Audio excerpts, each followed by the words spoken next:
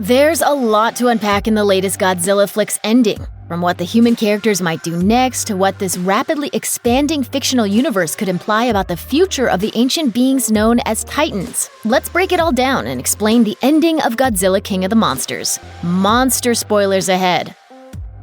Godzilla King of the Monsters ends exactly the way you'd expect it to, with a massive Titan versus Titan showdown in the ruins of Boston, as Godzilla and Ghidorah battle it out for apex predator status. The film ultimately reveals that Godzilla, who seems to be working side by side with humanity, has prevailed by showing us the King of the Monsters chowing down on one of Ghidorah's heads before blasting the remains of the alien monster with his atomic breath. And then this exchange happens. Good thing he's on our side.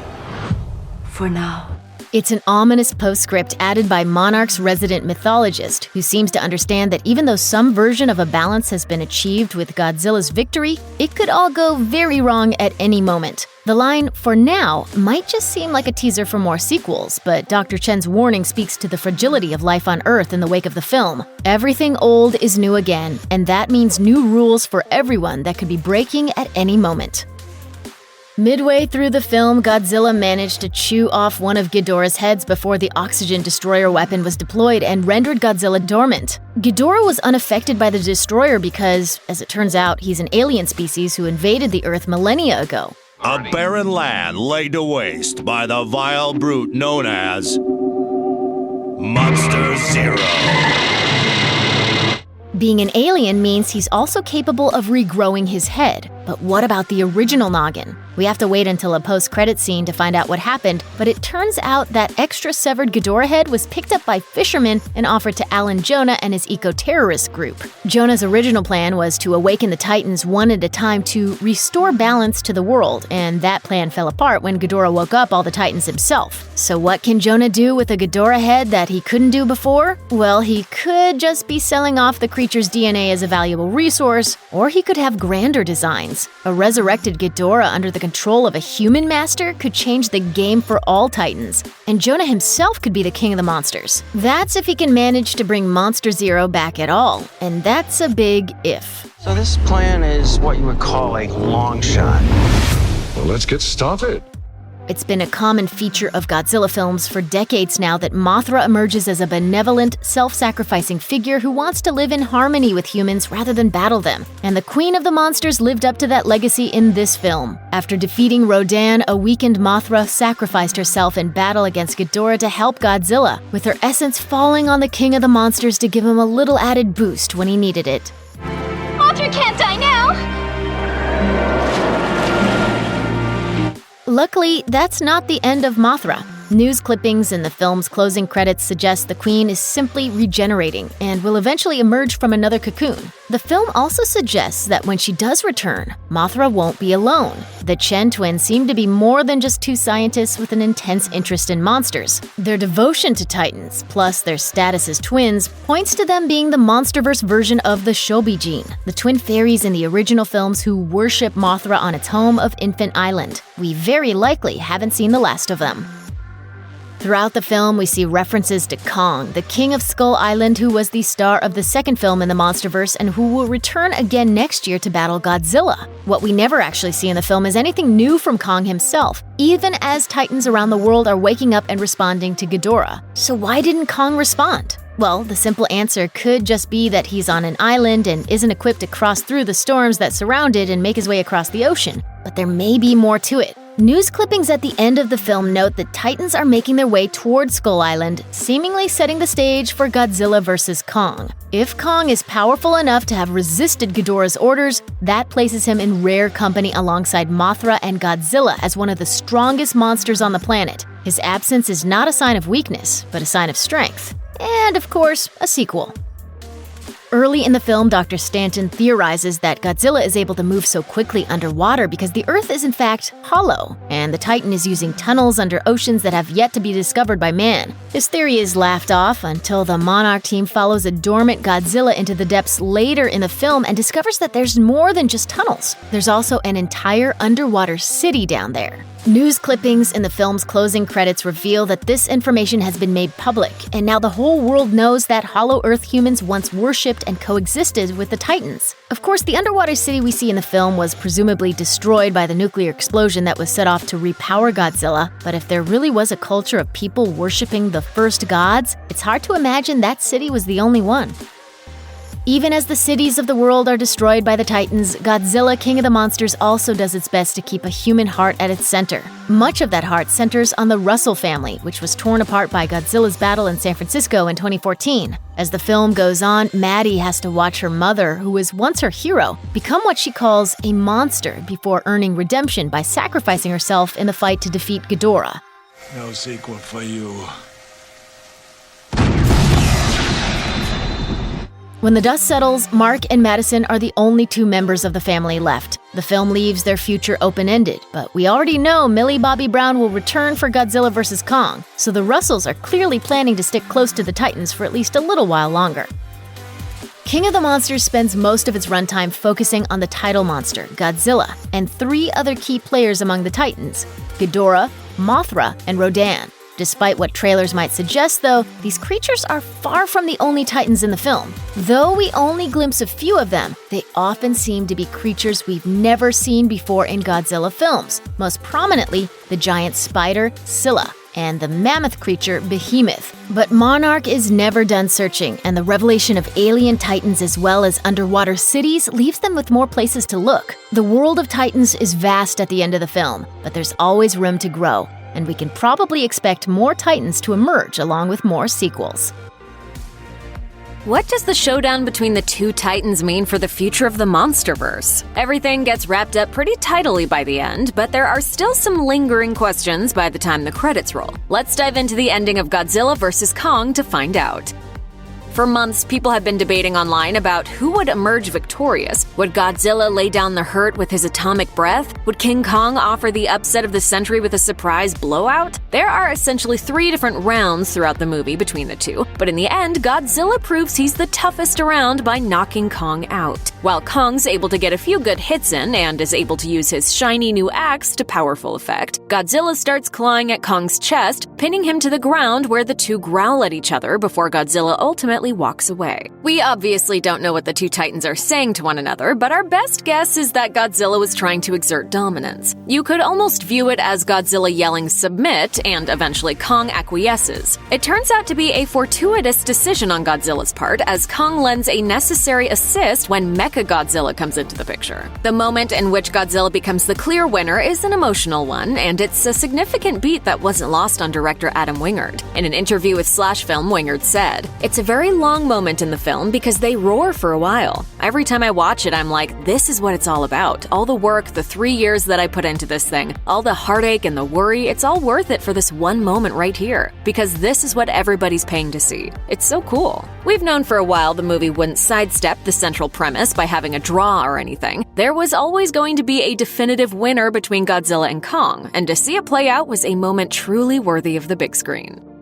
Remember in Batman vs. Superman: Dawn of Justice when Batman and Superman stop fighting so that they can deal with the bigger threat of Doomsday? Well, something similar happens in Godzilla vs. Kong. We get the big reveal that the sketchy Apex Corporation has been working on their own Titan, namely Mechagodzilla, to take out any monsters in its path. The robot proves too much for Godzilla to handle on its own, so King Kong has to get back into the fight to lend a hand. Despite having an ancient rivalry, the two are able to set aside their differences so that they can lay down the law, and the only way they're able to defeat the robot is by working together. The big lizard soups up Kong's axe with its atomic breath, powering it up and making it strong enough for Kong to turn Mechagodzilla into robotic sashimi. The Titans may go their separate ways by the end of the movie, but it's clear there's a level of respect. Throughout the MonsterVerse movies, particularly Godzilla, King of the Monsters, and Kong Skull Island, there have been references to a primordial realm known as Hollow Earth. We finally get to see this hidden side of the planet in Godzilla vs. Kong as researchers Dr. Nathan Lind and Dr. Eileen Andrews lead an expedition to discover what's really beneath Earth's surface. Of course, their journey proves to have just been a ruse set up by those at the Apex Corporation to harness the energy necessary to fully power Mechagodzilla. All of the bad guys meet their demise by the end of the movie, but as the final scene showcases, we're not done with Hollow Earth just yet. By the looks of it, Kong's now living where he belongs, and Monarch has set up a full-scale research site in a tucked-away area, hopefully away from the various monsters and creepy crawlies lurking about. This sets up the possibility of being able to go back and forth between the two areas, potentially even allowing King Kong to return to the surface in case Godzilla needs another hand taking down some more sinister beings. For now, Kong is home, no longer confined to the enclosed area of Skull Island. The last scene of the film shows Kong back in Hollow Earth, and presumably he's going to stay there while Godzilla remains on the surface. That allows them to be the kings of their respective domains, but it doesn't mean more monsters couldn't come to the forefront for future installments. The one thing that's abundantly clear as of this point is that the franchise hasn't tied itself down to a singular direction as of this juncture. As it stands, the film doesn't really hint at what a sequel would entail, and according to Wingard, that was very much intentional. In an interview with Dread Central, the director mentions that they actually did shoot a post-credit scene, but as he explains, it kind of got cannibalized and ended up sort of being the end of the movie. We used it in a slightly different context than it was originally shot for. He goes on to elaborate, if a movie is totally contingent on a sequel, then you are just talking about the next thing that is coming up, and you can't totally enjoy that ride. As of right now, no other MonsterVerse movies have been announced, likely until Warner Bros. Is able to figure out how profitable Godzilla vs. Kong ends up being. Jesus. Good thing he's on our side. For now.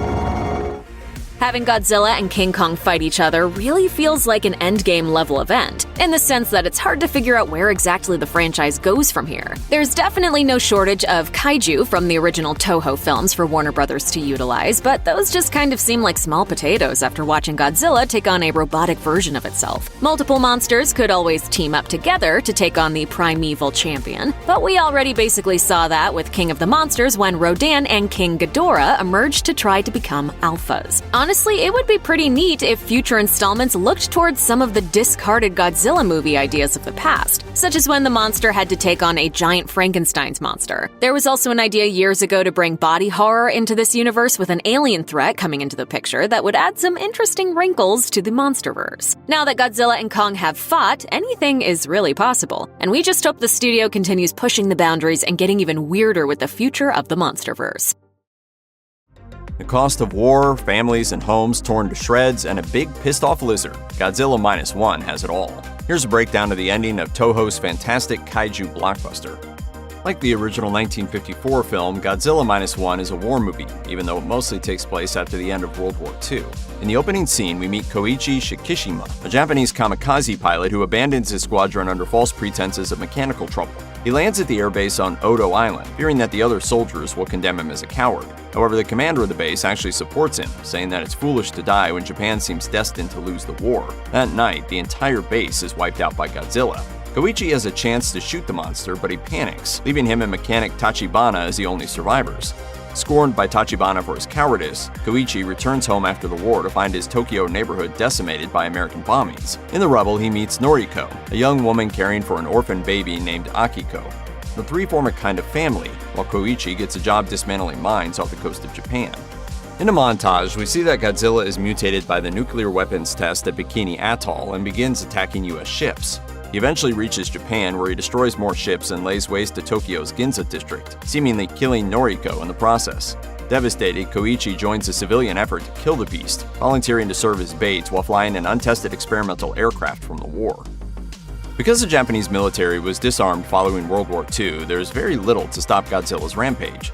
In the absence of armed force, Dr. Kenji Noda devises a complex plan to defeat the beast. He intends to lure Godzilla out into a deep area of water, wrap him up in cables laced with Freon tanks, and use them to drop the monster 1,500 meters down. If the rapid change in pressure doesn't kill him, flotation devices will be deployed to bring Godzilla back up to the surface, further wreaking havoc on his body. As Noda helps organize the civilian navy, mostly consisting of former soldiers to man the necessary ships, Koichi enlists Tachibana to modify his Shinden fighter plane. If all else fails, he plans to fly into Godzilla's jaws, hopefully destroying his brain and killing him with a mouthful of explosives. None of this makes Godzilla any happier. The plan plays out smoothly, with Koichi and his plane leading Godzilla out to the target location. The Freon canisters fail to do the job, though, and the kaiju chews through the flotation devices at 800 meters when they pull him back up. All seems lost, but in the hour of despair, a whole fleet of tugboats arrives to help yank the monster to the surface. Dr. Noda and the other older men take the responsibility for the attack on Godzilla upon themselves. All survivors of the war, they see the beast as a remnant of that violence left unfinished. Though the young Shiro wants to come with them, they order him to stay behind. Of course, it's Shiro who leads the tugboat charge. The dedication of the former soldiers, while well placed, isn't enough to fully defeat Godzilla. It's no accident that they require assistance from the useless, as Shiro calls them, those who never fought in the war, to literally pull them out. For Japan to move on and properly begin rebuilding, the movie seems to say it will take a combined effort from the survivors and those who represent the future. Right as a kaiju is charging up his atomic heat ray, Koichi flies into Godzilla's mouth and detonates the payload. Koichi survives, having used the ejector seat to jump to safety. In a happy twist, Koichi returns home to a telegram revealing that Noriko is actually still alive. The chaos in the Ginza attack left many victims injured and lost with no way to identify them. It seems that this fate also befell Noriko, who sustained wounds from Godzilla's heat ray blast but survived after being taken to a hospital. Koichi rushes to her bedside with Akiko in his arms, and the family is reunited. Noriko asks if Koichi's war is finally over, and he breaks down crying, clutching her to his body and declaring that yes, it finally is. Of course, it isn't all sunshine and rainbows. As the happy reunion fades out, the camera shifts suspiciously to Noriko's neck, where the faintest sign of something dark can be seen undulating beneath the skin. This could simply be some kind of ordinary radiation poisoning, but with Godzilla still being an unknown quantity in this incarnation, it could also be a sign of something more sinister. Perhaps Noriko is exposed to some kind of Godzilla DNA, or G-cells, as they've often been called in previous movies. Such an infection might have even helped her survive her injuries. For now, though, there's too little evidence to say for certain what's happening to her. Hopefully, the little family has weathered enough tragedies. When it comes to Godzilla, of course, the threat is never really gone. The final shot at the end of Godzilla -1 is an ominous one. The camera jumps to the depths of the sea, where a molted chunk of Godzilla's body begins to regenerate. On its own, the shot doesn't necessarily mean that a sequel is coming. In fact, it's pretty common for Godzilla films to end with a promise of the monster's return. There will always be another Godzilla film, be it a direct sequel or yet another reboot, and one of the kaiju's defining traits is that he never stays down for long. Still, given the critical success of Godzilla -1 and its widespread US release, it could also become the first Toho entry in 2 decades to get a proper sequel. The dominant message of Godzilla -1 is clear: living is the real victory. Any supposed accomplishment that necessitates death, any great sacrifice in the name of fame, honor, or fortune, pales in comparison to the simple victory of living to build anew. For most of the movie, Koichi is racked by guilt, calling himself someone who wasn't supposed to live. He goes to great lengths to bring in Tachibana to fix the Shinden because he wants absolution. He wants to look the man who called him a coward in the eyes and declare that he's willing to die this time. But after Koichi flies the Shinden into Godzilla, we see Tachibana listening at the radio with bated breath. Only when he hears that Koichi is still alive does he exhale. His own war seems to have been ended by the act of forgiveness and the choice to live. In fact, not a single human dies during the final attack against Godzilla. A decoy destroyer is blown up, but every other craft remains intact. Unlike the war, it's not a battle to the death, it's a battle for life and for the future. In his best films, Godzilla has always been a symbol, most frequently a walking embodiment of the destructive power of nuclear weapons, or an avatar for the punishment Japan received after World War II.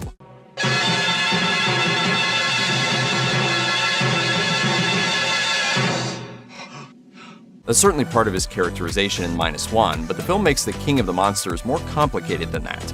Writer-director Takashi Yamazaki recently told Vulture, "Godzilla is more of an undiscerning god. In Japan, it's integrated into Shinto belief. All of these negative things in the world have manifested themselves into Godzilla. And us as humans, we're not out to kill Godzilla, but we're able to calm Godzilla and bring ourselves back to peace." The kaiju is arguably at its most terrifying ever in -1, with a heat ray that detonates like a nuclear warhead and a roar that follows every brutal attack. Godzilla doesn't just seem angry at humanity, he seems angry at simply being alive. It's a rage that reflects Koichi's own survivor's guilt, a feeling of discomfort with the gift of life. It's not just the atomic bomb that has summoned the monster in this version of the story, but the combined grief, anger, violence, and shame that those who escaped the war are left with. Defeating Godzilla means putting those things to rest and finally choosing to live for the future. That's why the former soldiers need the younger generation to help them win in the end, and it's the reason that the true victory for Koichi means surviving his final attack. The emotional core of Godzilla -1 is a unique family dynamic between Koichi, Noriko, and Akiko. They first meet by sheer happenstance, and Koichi quickly learns that Akiko isn't even Noriko's baby, just the child of a dying woman who asked Noriko to take care of her. Then Sumiko jumps in and is sort of a surrogate aunt or grandmother. It's a family that would have never been formed had any of the adults simply chosen to act selfishly. But the result is a happy, stable home, albeit one still haunted by Koichi's lingering trauma. By the end of Godzilla -1, Koichi finally puts those demons to rest. This strange foursome seems indicative of the larger reconstruction movement shown throughout the film. Pretty much everyone we meet in the movie lost someone in the war, and yet faced with what feels like insurmountable grief, they build a new community and push forward. In a mid-movie montage, we see the bombed-out house where Koichi's family once lived slowly rebuilt. It's this defiance in the face of devastation, this passion for a better future, that helps these characters make it through. Writer-director Takashi Yamazaki has spoken extensively about his goals for Godzilla -1 and the films that inspired it. He told MoviePhone regarding past Godzilla films, "Sometimes the story is told where you switch to Godzilla and then you switch to the human story, and they end up kind of existing independently. But I really wanted to make sure that they were intertwined in a balanced way, so that the human drama and whatever's going on with Godzilla had the right balance." Asked about the lasting impact of Godzilla, Yamazaki explained his perspective on what the creature represents culturally, saying, "It's a concept of an animal or object absorbing so much evil energy or the negativity of the world that it takes shape. This needs a cycle every couple of decades. I think maybe it's just the timing that we need to be reminded and go through the exercise of visualizing your worries, evils, and whatever's going on in the world."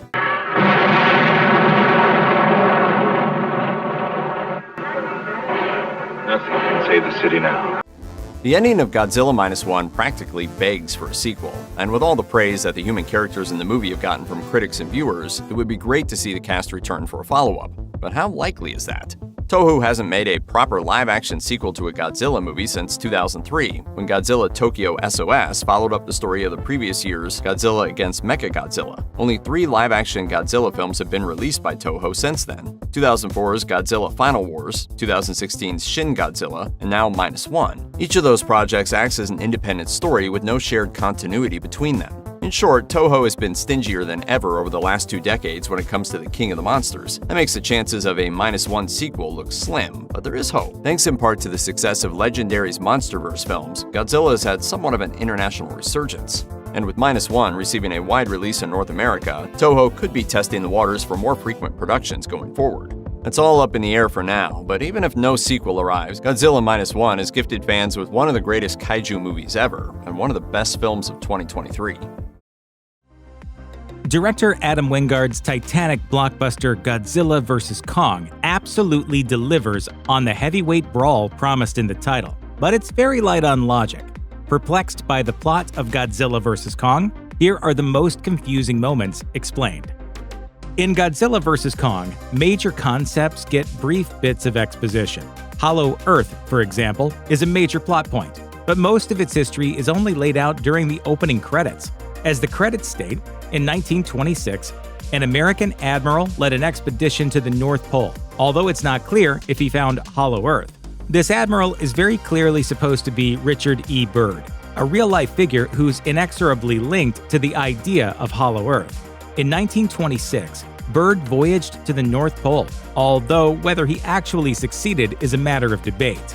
Byrd has since become a pivotal figure in the real-life Hollow Earth conspiracy theory. Yeah, that's a thing. And Godzilla vs. Kong has embraced that, making him one of the first Hollow Earth pioneers, at least in the MonsterVerse. Even if you accept the idea that there are tunnels burrowing through Earth, hiding tropical landscapes and long-lost civilizations, Godzilla vs. Kong's Hollow Earth is a little confusing. The gravity paradox, allowing Kong to jump Mario Galaxy style from one landmass to another, and making entry to Hollow Earth so dangerous, doesn't really make sense. Also, it's awfully bright down there, given that the sun is on the other side of the Earth's surface. Godzilla vs. Kong never explicitly explains how all of this works, but it's easy to come up with some suitable theories. After all, the concept of Hollow Earth has been a mainstay in mythology, folklore, and kooky pseudoscience for centuries. Jules Verne's 1864 novel, Journey to the Center of the Earth, while explicitly fiction, uses electromagnetic phenomena, a luminous cloud of gas, and glowing lichen to explain why there's light inside. In 1913, Canadian Marshall Gardner published his admittedly non-scientific treatise, A Journey to the Earth's Interior, which argued that there could be a second, smaller sun inside the Earth, which is a possible explanation for the source of Hollow Earth's light and its wonky physics in the MonsterVerse. Of course, in this case, the simplest explanation may be the best. Some fans think that the Earth's core provides both gravity and light to Hollow Earth. Hey, as far as pseudoscience goes, it works. Kind of. Ren Serizawa, Apex Cybernetics CTO and Mechagodzilla's ill-fated pilot, gets a big introduction in Godzilla vs. Kong, but doesn't really seem like much more than a hired goon in the end. Why give such a minor character so much focus? There's actually a very good reason. You wouldn't catch this unless you're all caught up on your MonsterVerse lore, but as Ren's last name implies, he's the son of monarch scientist Ishiro Serizawa. Ishiro first appeared in 2014's Godzilla, where he served as an advocate for the big lizard, and returned for 2019's Godzilla King of the Monsters, in which his bond with the Titan grew even closer. Correctly surmising that Godzilla was nature's defense against both the Titans and environmental ruin, Serizawa sacrificed his life to detonate the nuclear bomb that nursed an injured Godzilla back to health, giving the monster the strength he needed to stop Ghidorah and his reign of terror. In Godzilla vs. Kong, Kong looks very different from when we last saw him in Kong Skull Island. Basically, he's bigger, a whole lot bigger. In Skull Island, which takes place in 1973, the ape is a mere 104 feet tall. By 2024, when Godzilla vs. Kong takes place, he's grown to 337 feet, according to an official poster for the movie. There's an obvious reason for the size change. In order to make Kong a credible threat to Godzilla, who stands at a whopping 393 feet, Kong needs to be in at least the same weight class. However, there's an in-universe reason as to why Kong grew over 300% bigger too. You don't want to wake up the big one. How big is it? It's bigger. It wiped out his whole family. Kong's the last of his kind, but he's still growing. By the time Godzilla vs. Kong rolls around, he's gone through a major growth spurt, and as far as we know, will keep getting larger. Either way, this is a major upgrade for Kong, who was only 18 feet tall during the jungle scenes in his 1933 debut feature, and 24 feet in the sequences set in New York City. That makes sense, though. In the 1933 movie, Kong has to climb the Empire State Building, which stands at 1,250 feet and is taken out by a handful of biplanes. In Godzilla vs. Kong, he's knocking over entire skyscrapers without a second thought. So yeah, it's a big difference. If you thought that, hey, maybe building a robotic titan out of one of the most dangerous kaiju ever was a bad idea, then guess what? You were right. As Godzilla vs. Kong reveals, Mechagodzilla was constructed out of two skulls harvested from Godzilla King of the Monsters' main villain, the three-headed monster known as both Monster Zero and Ghidorah. One skull is inside the robot. The other houses the piloting interface that Ren Serizawa uses to control Mechagodzilla, and communicates with the mechanical titan using Ghidorah's innate psychic abilities. At least that's the plan. When Apex injects Mechagodzilla with the Hollow Earth power source, Ren loses control of the beast. The movie doesn't make this entirely clear, so just in case you were wondering, this isn't just Mechagodzilla going rogue. In this moment, Ghidorah's consciousness actually takes over Mechagodzilla's mechanical body, bringing him back to life. This makes the following Godzilla vs. Mechagodzilla fight much more personal. This is a grudge match. Both monsters have personal stakes. Teenage monster hunter Madison, conspiracy theorist Bernie, and Madison's buddy Josh go on a pretty circuitous journey while uncovering Apex's plans for Mechagodzilla. First, Bernie downloads classified information from an Apex computer, learning that the company is making many mysterious shipments to Hong Kong. Next, he sneaks into a restricted area in Apex's Pensacola laboratory, catching a glimpse of an ominous device during the middle of Godzilla's attack. Later, Bernie takes Madison and Josh to see the machine, only to discover it's missing. From there, the trio get caught in one of the Hong Kong-bound crates. There, they learn that the mystery cargo consists of skull-crawler eggs, which are usually only found on Skull Island. Once they're in Hong Kong, the unlikely investigators see a live skull-crawler and watch, horrified, as Mechagodzilla utterly destroys it, finally revealing Apex's master plan. That's a very roundabout way to reveal Mechagodzilla, and you'd be forgiven for losing some of the plot along the way. For example, what is the thing that Bernie sees during Godzilla's initial onslaught? While some fans seem to think that it's a variation on the Orca device used to lure Titans in Godzilla King of the Monsters, and Bernie seems to forget about it entirely once Mechagodzilla is revealed, it looks like it's one of Mechagodzilla's glowing red eyes. Look at the close-up on the eye when Mechagodzilla wakes up. it's clearly the same thing. Godzilla relies on more than just brute strength. In addition to his size, he has a number of powers, including his iconic atomic breath that he uses to decimate his foes. And so, in order to give Kong a fighting chance, Godzilla vs. Kong had to even the odds by giving the giant primate an axe, which comes with some special abilities of its own. Not only is the axe key to unlocking Hollow Earth's ultra-potent power source, but it can absorb Godzilla's atomic breath and dish it back to him. However, Godzilla vs. Kong only hints at where the axe came from, and doesn't spend much time explaining how it works.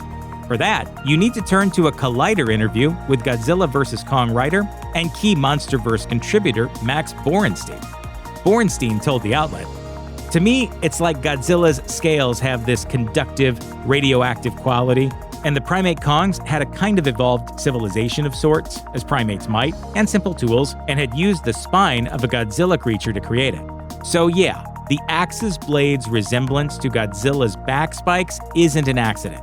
The axe is literally made out of the body of Godzilla's ancestor."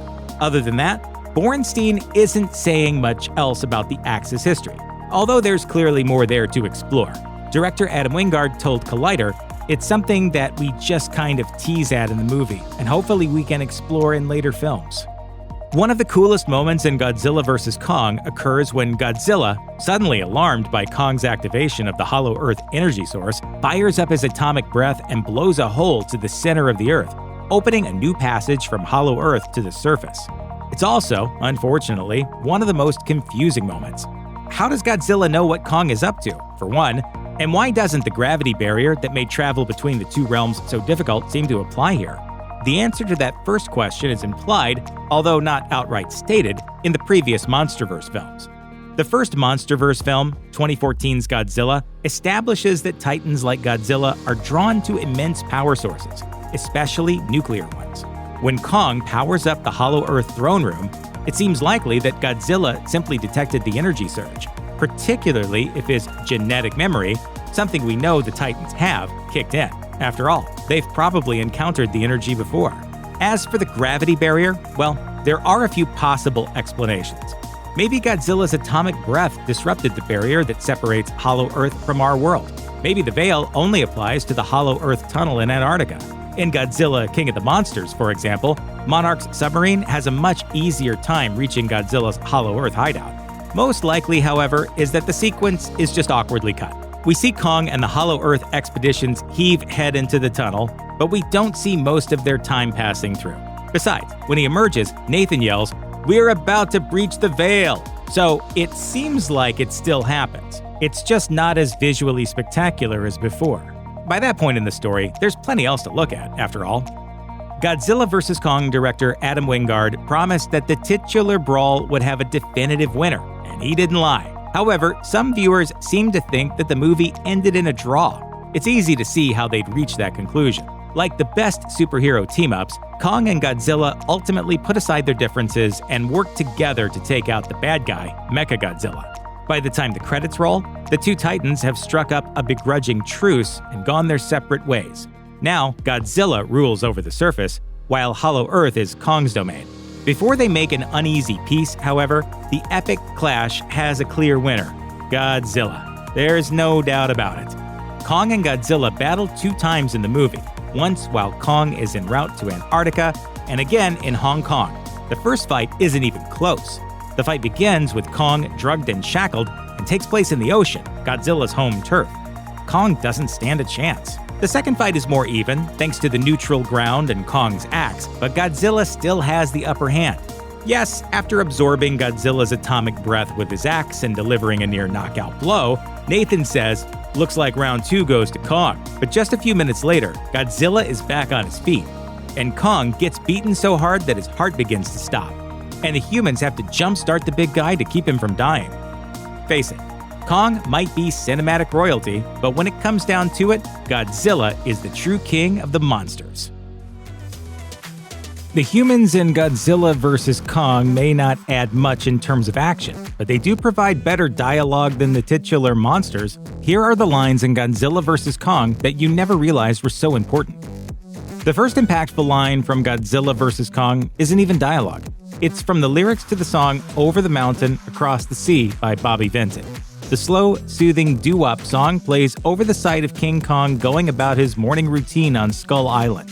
The song itself mainly serves to set the relaxed tone of the movie's opening scene.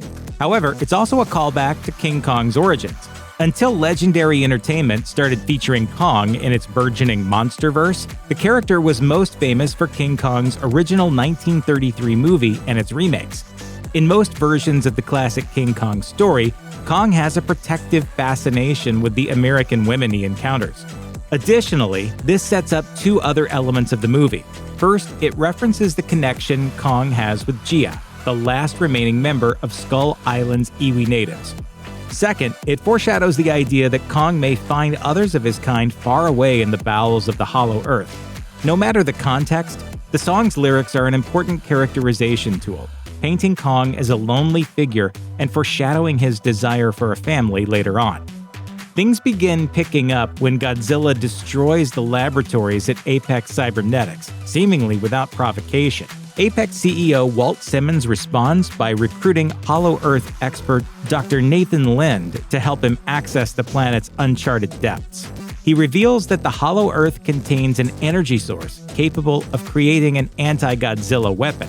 This is one of the first hints we get at the true final conflict in Godzilla vs. Kong, and it is also no coincidence that this is the same scene in which we are introduced to Apex's chief technology officer, Ren Serizawa. Within the MonsterVerse, Ren is the son of Ishiro Serizawa, the monarch scientist portrayed by Ken Watanabe in prior films. However, that isn't the last of the Serizawas, and Ren isn't the only Serizawa in Godzilla history to develop anti-Godzilla technology. In the original 1954 Godzilla, Dr. Daisuke Serizawa is the scientist responsible for the creation of the Oxygen Destroyer, which ultimately puts an end to Godzilla's rampage. In the MonsterVerse, the Oxygen Destroyer has already been developed by the US government and saw use in Godzilla King of the Monsters. The introduction of this new Serizawa, along with the revelation of more anti-Godzilla weaponry, is just another hint pointing towards Apex developing a new way to fight Titans. We need Kong. The world needs him. Early on in the movie, we are reintroduced to Madison Russell, the daughter of Titan experts Emma and Mark Russell. She drags her friend Josh to team up with anti-Apex conspiracy theorist Bernie Hayes, who keeps a flask of expensive Japanese whiskey and a gun holster under his jacket. The three go on to infiltrate and investigate Apex's inner sanctums based on the idea that the company must be provoking Godzilla. The whiskey comes back into play when it is revealed that Apex is developing Mechagodzilla, a robotic knockoff of the genuine article. After Mechagodzilla goes haywire and begins posing a threat to the human population, the crew intentionally spills Hayes' whiskey on Mechagodzilla's remote computer system, stunning the cybernetic Titan and allowing Godzilla and Kong to gain the upper hand in a 2-on-1 battle. The holster in particular is a foreshadow to the fact that the whiskey is actually a Chekhov's gun, primed to fire in the third act and help destroy Mechagodzilla. The movie comes to a huge turning point when Madison, Josh, and Bernie break into the deepest depths of Apex's underbelly and discover the truth about Mechagodzilla. Using the remains of Ghidorah, Apex has developed its own synthetic Titan capable of competing with Godzilla one-on-one. The design utilizes two of Ghidorah's 3 heads to piggyback off of their natural telepathic connection and allow for the presence of a remote human pilot, in this case, Ren Serizawa. This is a direct reference to the version of Mechagodzilla present in the films Godzilla Against Mechagodzilla and Godzilla Tokyo SOS. This Mechagodzilla was constructed from the remains of the original 1954 Godzilla in order to fight off humanity's other monster threats. Much like the Ghidorah-based design featured in Godzilla vs. Kong, this Mechagodzilla also went haywire as a result of possessing leftover intelligence from its organic structure. Shortly after Godzilla attacks Apex Cybernetics, Madison Russell visits her father, Mark, in an attempt to convince him to use his pull with Monarch to investigate Apex. Madison, influenced by Hayes' podcast, believes that Godzilla wouldn't attack humans without provocation. Mark disagrees with her, however, believing that even a once protective monster like Godzilla can go bad. And while Mark's words regarding change eventually ring true, they don't come to fruition in the exact way he describes. After a series of back-and-forth bouts, Godzilla and Kong are forced to set aside their differences in order to defeat Mechagodzilla. Up until this point, it seems like the animosity between the two was insurmountable.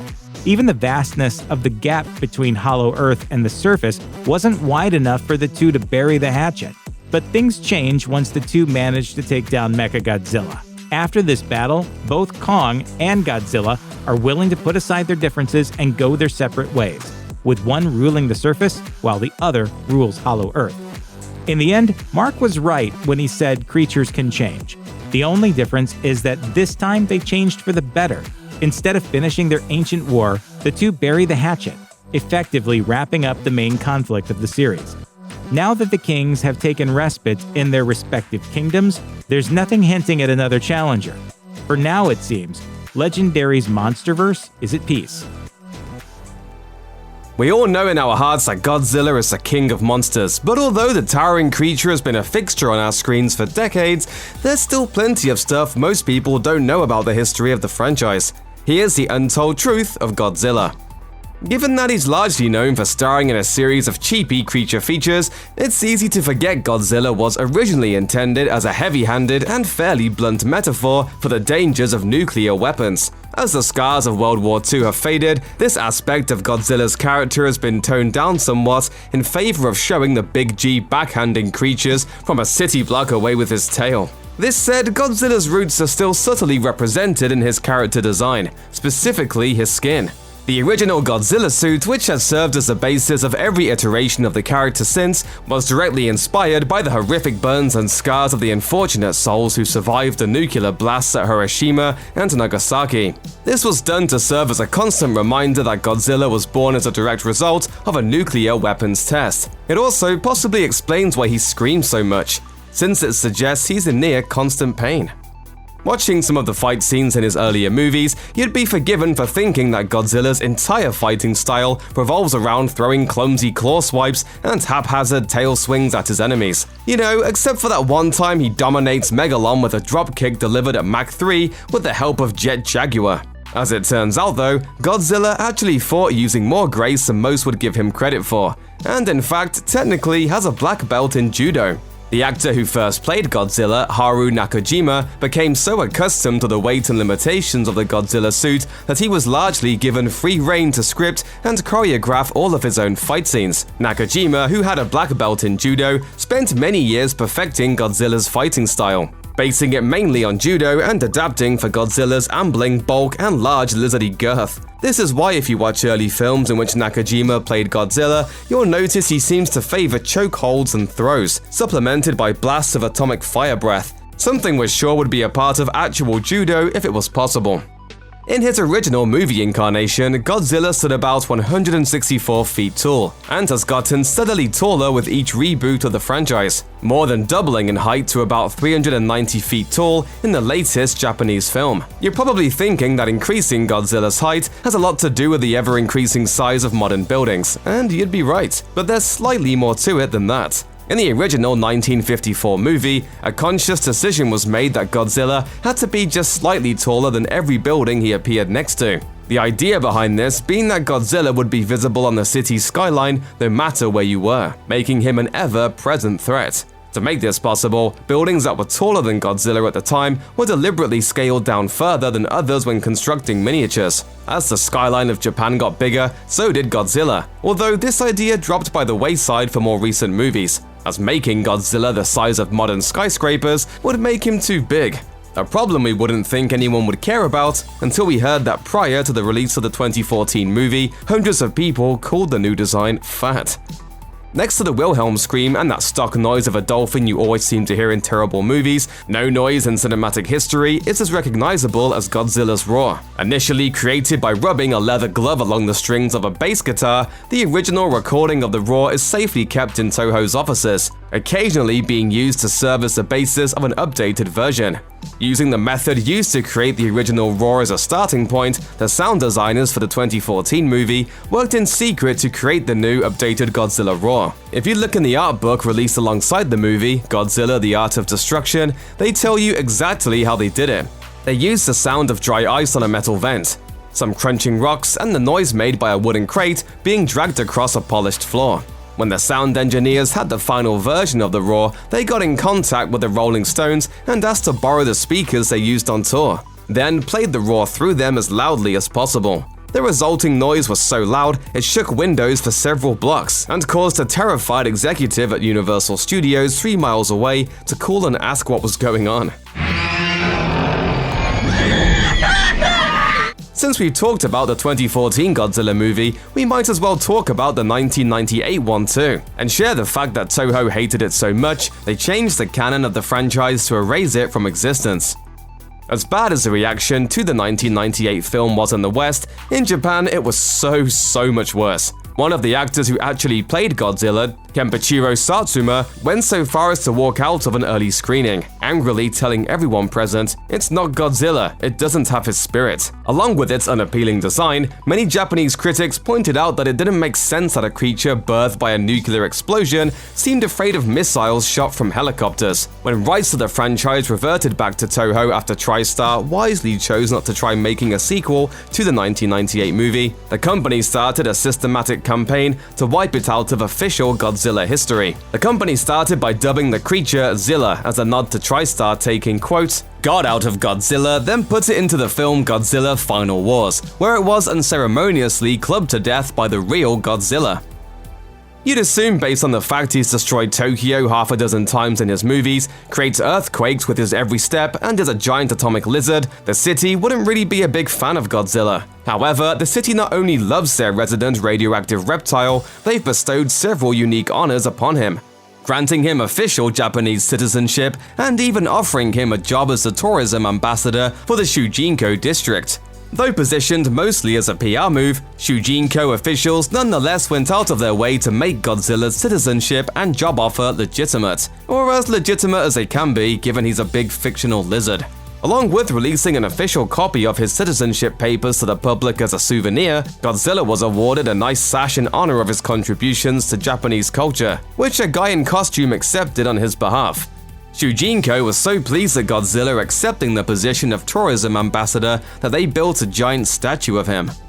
Although he weighs several thousand tons, is several dozen stories tall, and has tiny, almost comically stubby arms, Godzilla is surprisingly agile for his size. The exact extent of his ability varies from movie to movie, with arguably the greatest and most unexpected demonstration of his agility occurring in the 1971 movie Godzilla vs. Hedorah. Using his atomic breath, Godzilla can propel himself through the air at several hundred miles per hour. Along with increasing Godzilla's aerial combat capabilities exponentially and melting minds with its sheer stupidity, the feat raises some serious questions about just how powerful Godzilla's atomic breath is, as it can produce enough force to propel him through the air. The folks over at the YouTube channel Death Battle actually worked this out, and figured out that his breath produced about 328 trillion pounds of force per square inch.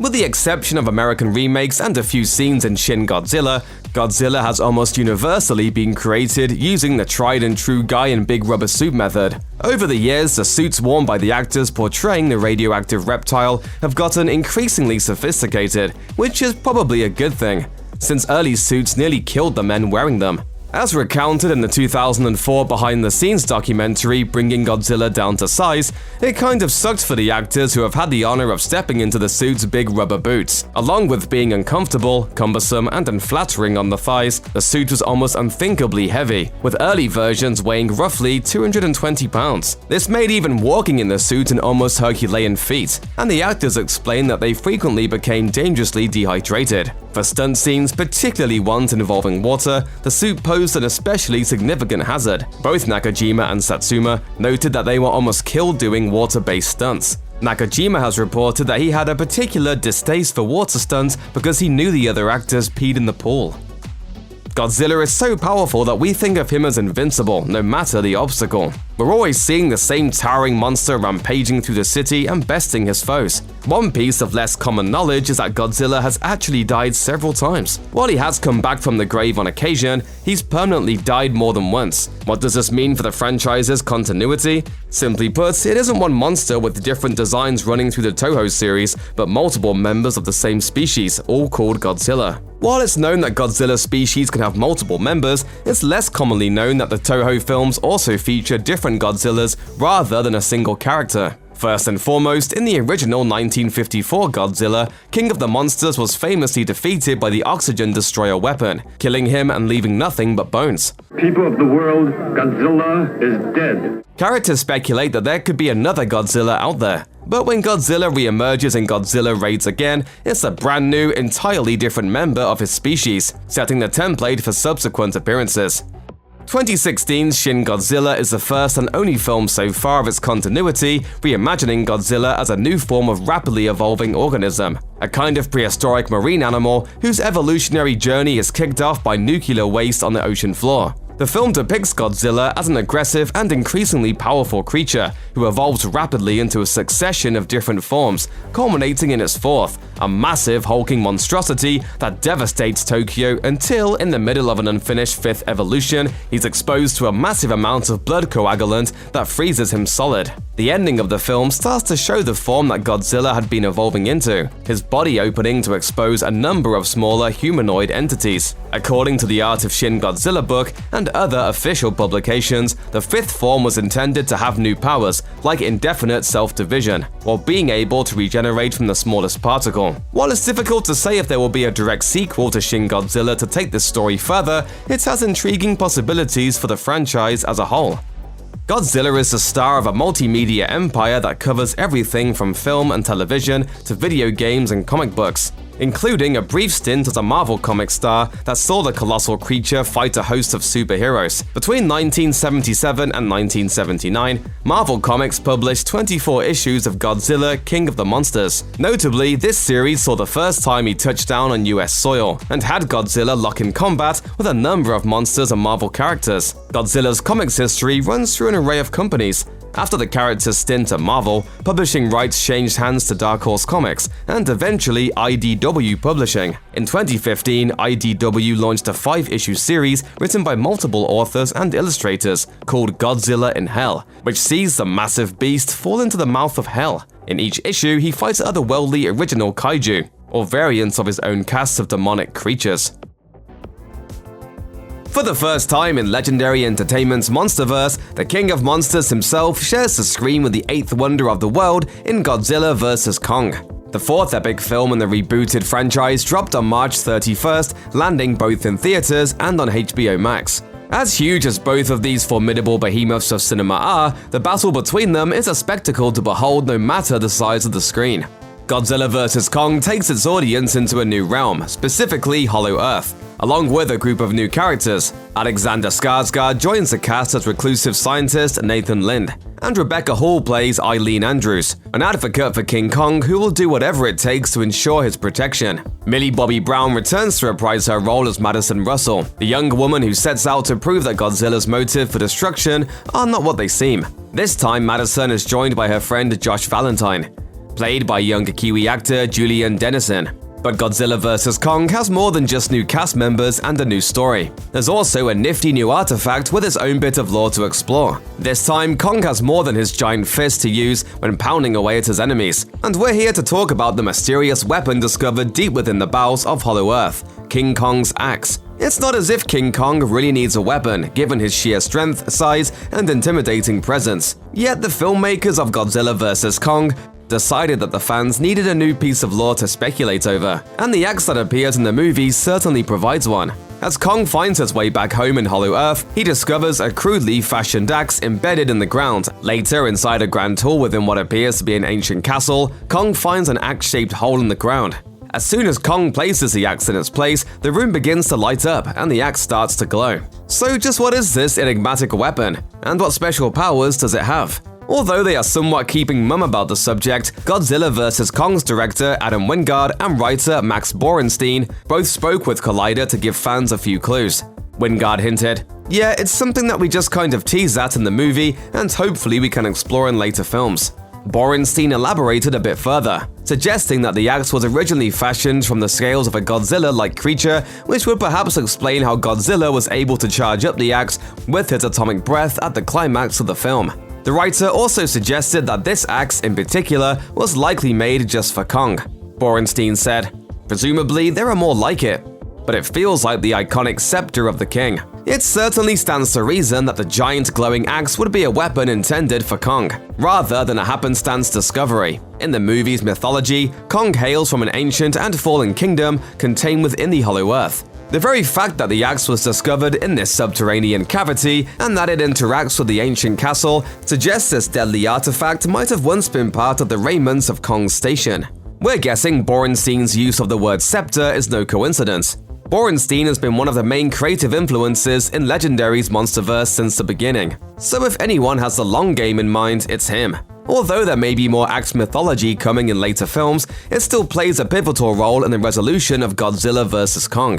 The axe is an object that actually unites the two titular monsters. It's an artifact from Kong's buried past, fashioned from the body of Godzilla. In that way, the axe becomes a symbol of their alliance to take down Mechagodzilla. Of course, it's also the literal means of their salvation. In the climactic battle, Godzilla charges up the axe with nuclear breath, and Kong swings it for the win.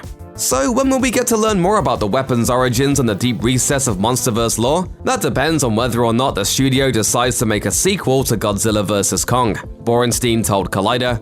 "I think the MonsterVerse is at a crossroads where audiences need to vote that they want to see another one of these films before they continue." The long-awaited Clash of the Titans is finally here. Godzilla vs. Kong has all the kaiju-on-kaiju action audiences love, as well as a few fun Easter eggs. Here are the best ones you might have missed. Spoilers ahead.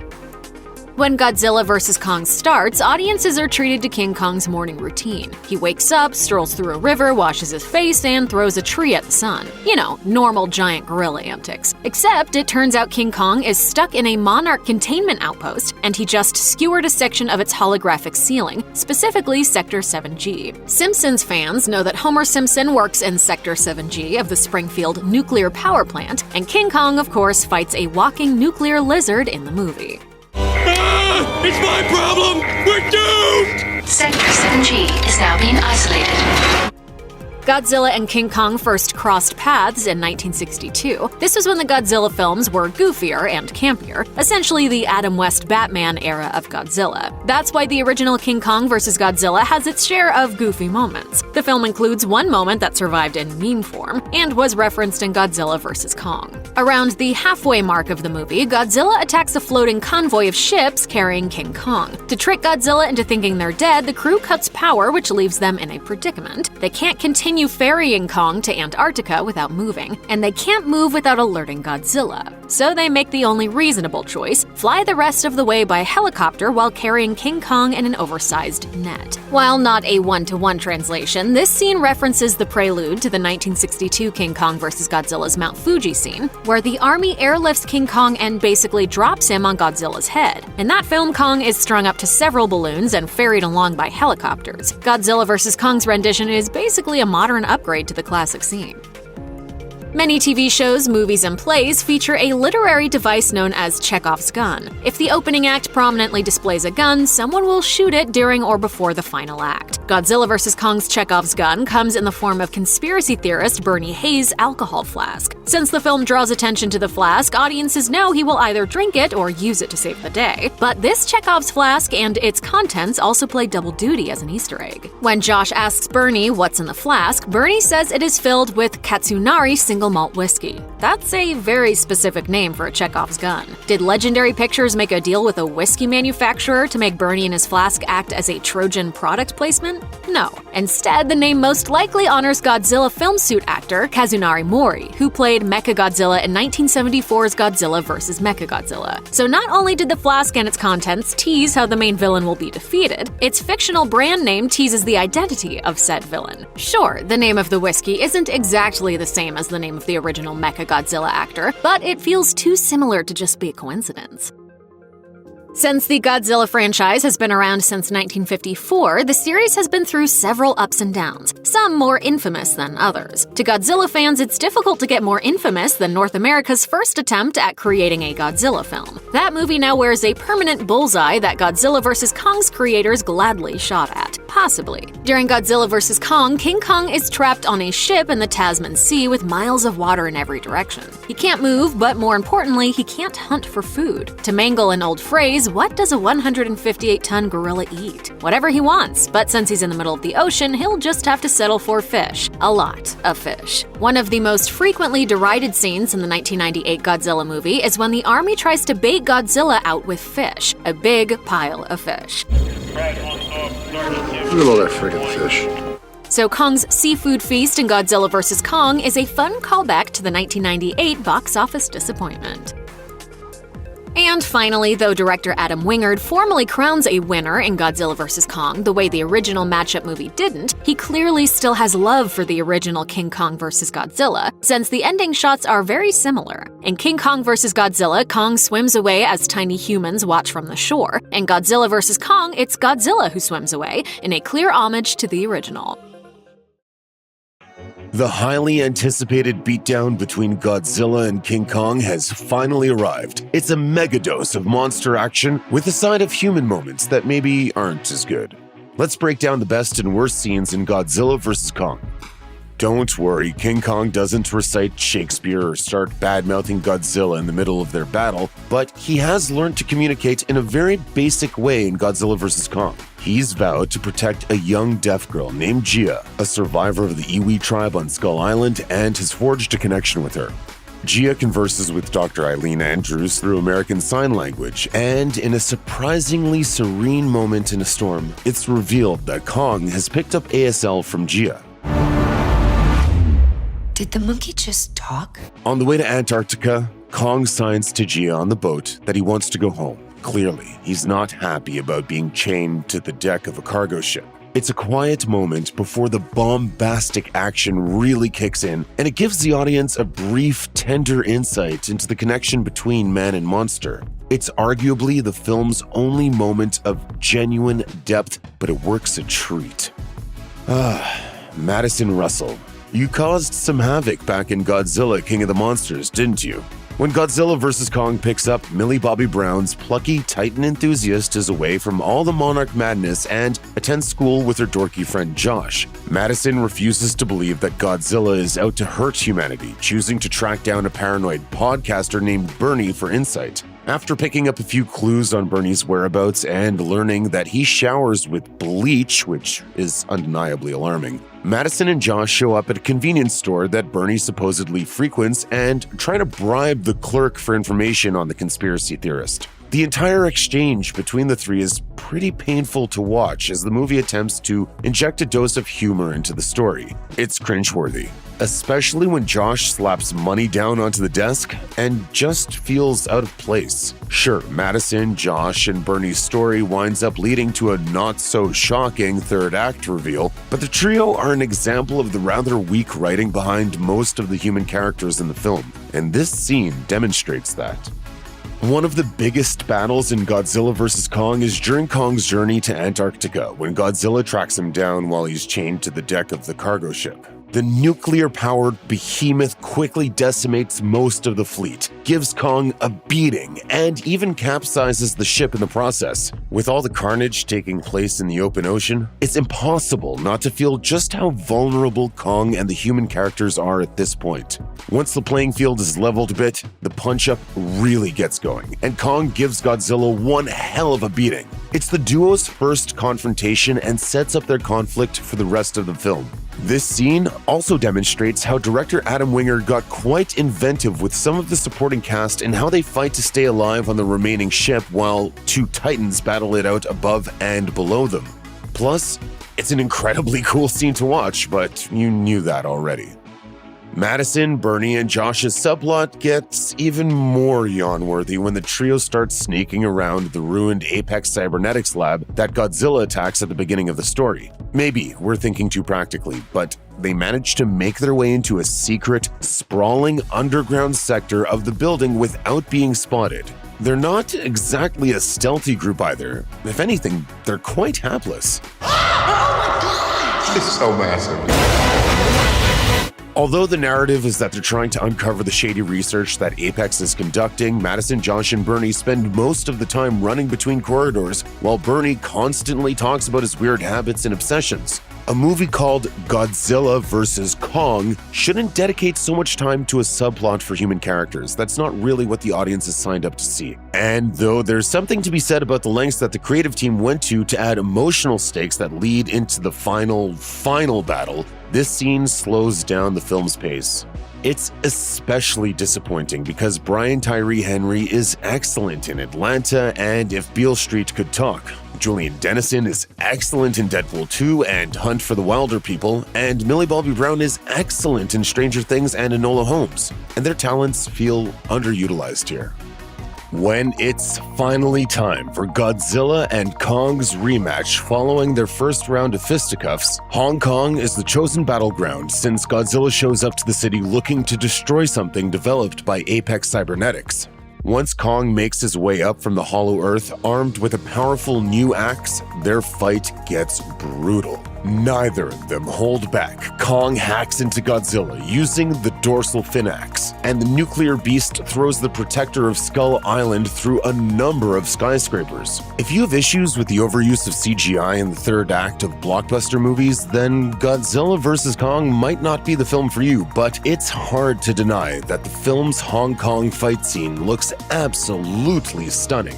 It's drenched in an array of neon lights from all the buildings, making the various explosions and Godzilla's glowing eyes and atomic breath look that much cooler. The sequence only gets more interesting when the long-rumored Mecha-Godzilla shows up and devastates the duo. While the fight has a pretty predictable ending, it's still a ton of fun to watch three behemoths fight it out like they're the stars of the biggest beat-em-up video game.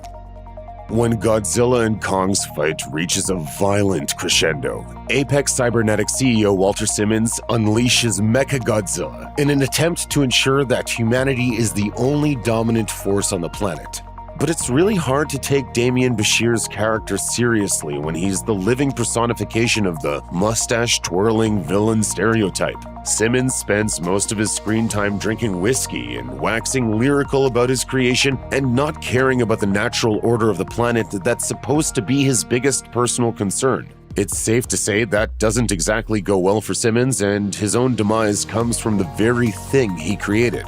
In a last bid at shocking the audience, it's revealed that Mecha-Godzilla runs off a very specific power source, the consciousness of King Ghidorah from Godzilla King of the Monsters.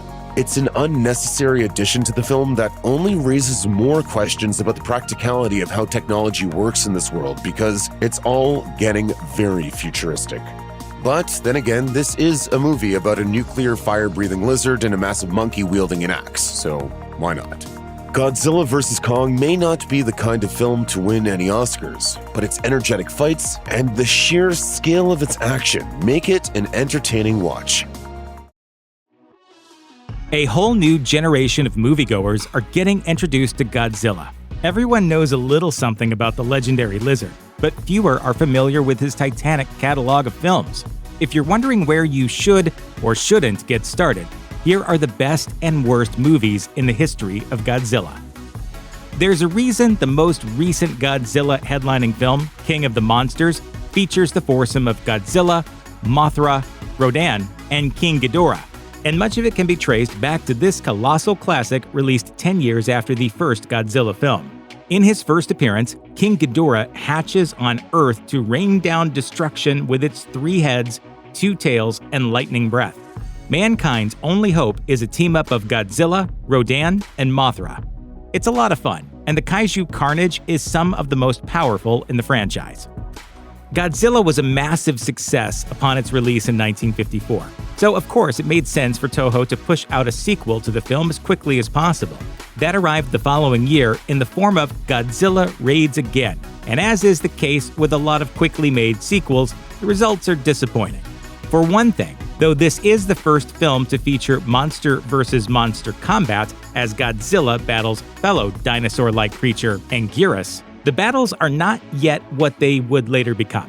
There's a lot of shuffling around, much of it an effort to look animalistic, but it's just not as fun as the full-on wrestling matches that would follow in future films. The mythology is also a little underwhelming, particularly when you find out that this Godzilla is actually just another giant radioactive lizard from the same species, since they killed the original monster at the end of the first film.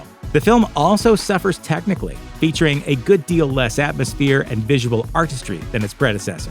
All that said, Godzilla Raids Again is still watchable, but it's the definition of a lackluster sequel. The Heisei era of Godzilla films kicked off with an attempt to return the character to its atomic horror roots with the somewhat divisive The Return of Godzilla in 1984, and things remained rather dark with Godzilla vs. Biollante in 1989. Those are both solid films, but the Heisei period really picked up steam with its third entry, which managed to maintain a relatively serious tone while also developing its own version of the Showa era's throw everything at the screen approach. The story begins with the notion that Godzilla actually first appeared to humans as a smaller, less mutated dinosaur version of himself in 1944, when he saved a group of World War II soldiers. A group of time travelers from the future embark on a mission to stop the dinosaur from being irradiated and thus turning into Godzilla. It turns out, though, that their real mission was to swap the dinosaur out for 3 smaller creatures who would then be irradiated to create King Ghidorah. Things only get more convoluted from there, but what all of this essentially builds to is a battle between Godzilla and Mecha King Ghidorah, a version of the three-headed monster that's been mechanically modified by people from the future to give it one cybernetic head and a host of other gadgets. The whole film is a blast, but it's worth it for the final battle alone. For a little while in the middle of the Showa era of Godzilla films, Toho experimented with broadening the franchise's appeal through the introduction of various new characters. At the same time, they were trying to keep budgets low, which unfortunately brings us to Godzilla's son, Minilla. There's nothing inherently wrong with Godzilla having offspring. In fact, later films also toyed with this idea to varying degrees of success. Here, though, the interactions between Godzilla and Minilla are played with such a comedic put-upon-father sensibility that it starts to grate on you almost immediately.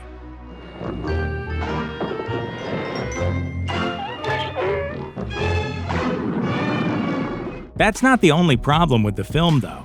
The creatures this time around, the giant mantises and the giant spider called Humunga, look cool, but because they're puppets instead of men in suits, the fight scenes are rather limited in terms of intensity. Godzilla, Mothra, and King Ghidorah, Giant Monsters All-Out Attack. What a title! It's one of the best introductions you could hope for to a Godzilla film, because it tells you exactly what you're about to see without spoiling how you're going to see it.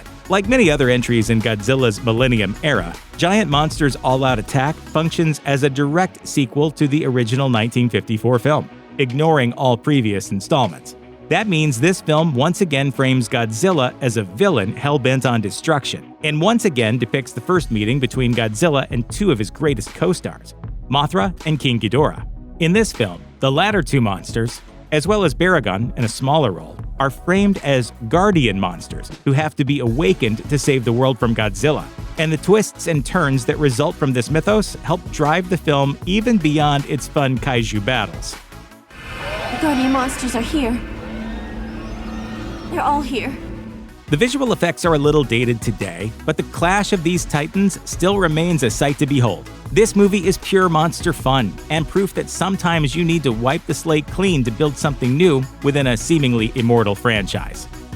All Monsters Attack, also known as Godzilla's Revenge, is the story of a young boy named Ichiro who dreams of Monster Island to escape his lonely, bullied life. In his dreams, he befriends Godzilla's son Minilla, and the two deal with their respective bullies through the power of friendship. Hey! Come on over here! I won't hurt you! This isn't necessarily a bad concept, but the film also leans heavily on footage of Godzilla that's been recycled from Son of Godzilla and Ebirah, Horror of the Deep, among others. There's also the problem of Minilla, who remains annoying despite his noble quest to overcome his bully. There's nothing necessarily wrong with the premise, but the execution leaves a lot to be desired. The final film in the Heisei period of Godzilla films had to go out with a bang, And while that could have been just another monster team-up movie, what we got is one of the most moving and ambitious films in the entire franchise. The film hinges on the discovery that the original oxygen destroyer device used to kill Godzilla in the very first film also mutated a group of prehistoric sea creatures into giant crustacean monsters, which then merge into one super monster that basically looks like the devil itself. Godzilla vs. Destroya has it all. Godzilla in ultimate peril, and a monster antagonist that's both legitimately creepy and appropriately massive.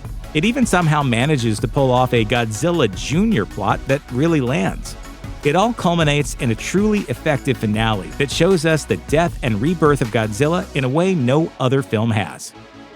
In the 1970s, Toho was hoping to create its own giant hero modeled after the success of the Japanese character Ultraman, and held a contest asking children to design their own hero.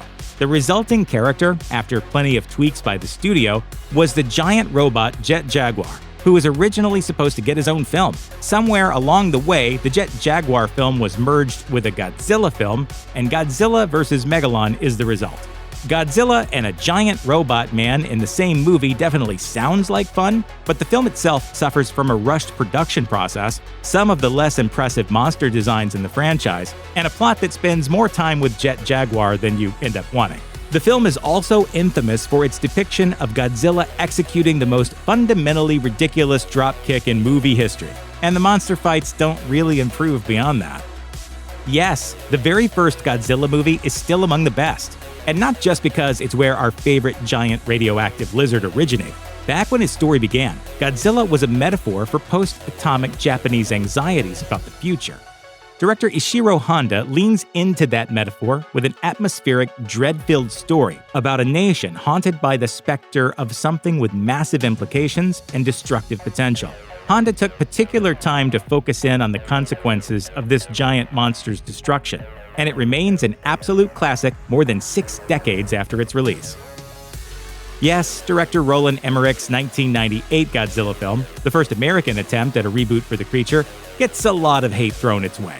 People don't like the creature design, they don't like Matthew Broderick cast as the scientist poised to take down Godzilla, and sometimes they just don't like the 1990s of it all. Ugh, tell me that's not another parade. Despite all of those reasons, though, the biggest problem with Emmerich's film is the frustration that comes from watching it. Because if you're really paying attention, you get the sense that there was almost, maybe, possibly a hint of a good movie lurking in there somewhere before everything went wrong.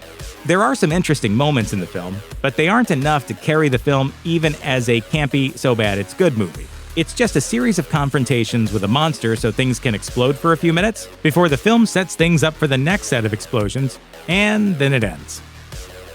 After the success of Legendary's Godzilla in 2014, Toho decided to reboot its own Godzilla franchise with possibly the scariest incarnation of Godzilla ever. Co-directed by Neon Genesis Evangelion Hideaki Anno and Attack on Titan's Shinji Higuchi, Shin Godzilla's kaiju is entirely new, as if the 1954 version never existed. The movie features sharp satire of the Japanese government, as it deals with a creature arising from the sea and evolving into an enormous, needle-toothed monstrosity with beady eyes and a devastating pulse attack that comes out of its mouth and spines. But this doesn't qualify as an armed attack, and to be accurate, Article 76 stipulates by an aggressor country or equivalent force, not some monster. We don't have time to argue over semantics. Godzilla here returns to his roots as a metaphor for mass disaster. In this case, the 2011 earthquake, tsunami, and subsequent nuclear meltdown at Fukushima. The population's reactions to Godzilla are realistic, as are the scenes of destruction caused as he morphs from one hideous form to the next. The way Godzilla is depicted makes it appear that his existence is one of excruciating pain. While the government dithers in endless meetings and scientists struggle to come up with a way to stop Godzilla, he slowly lumbers forward as a walking metaphor for disaster that could always strike at any moment. Godzilla the Planet Eater is considered a disappointing end to an anime trilogy that began with 2017's Godzilla Planet of the Monsters and continued with 2018's Godzilla City on the Edge of Battle.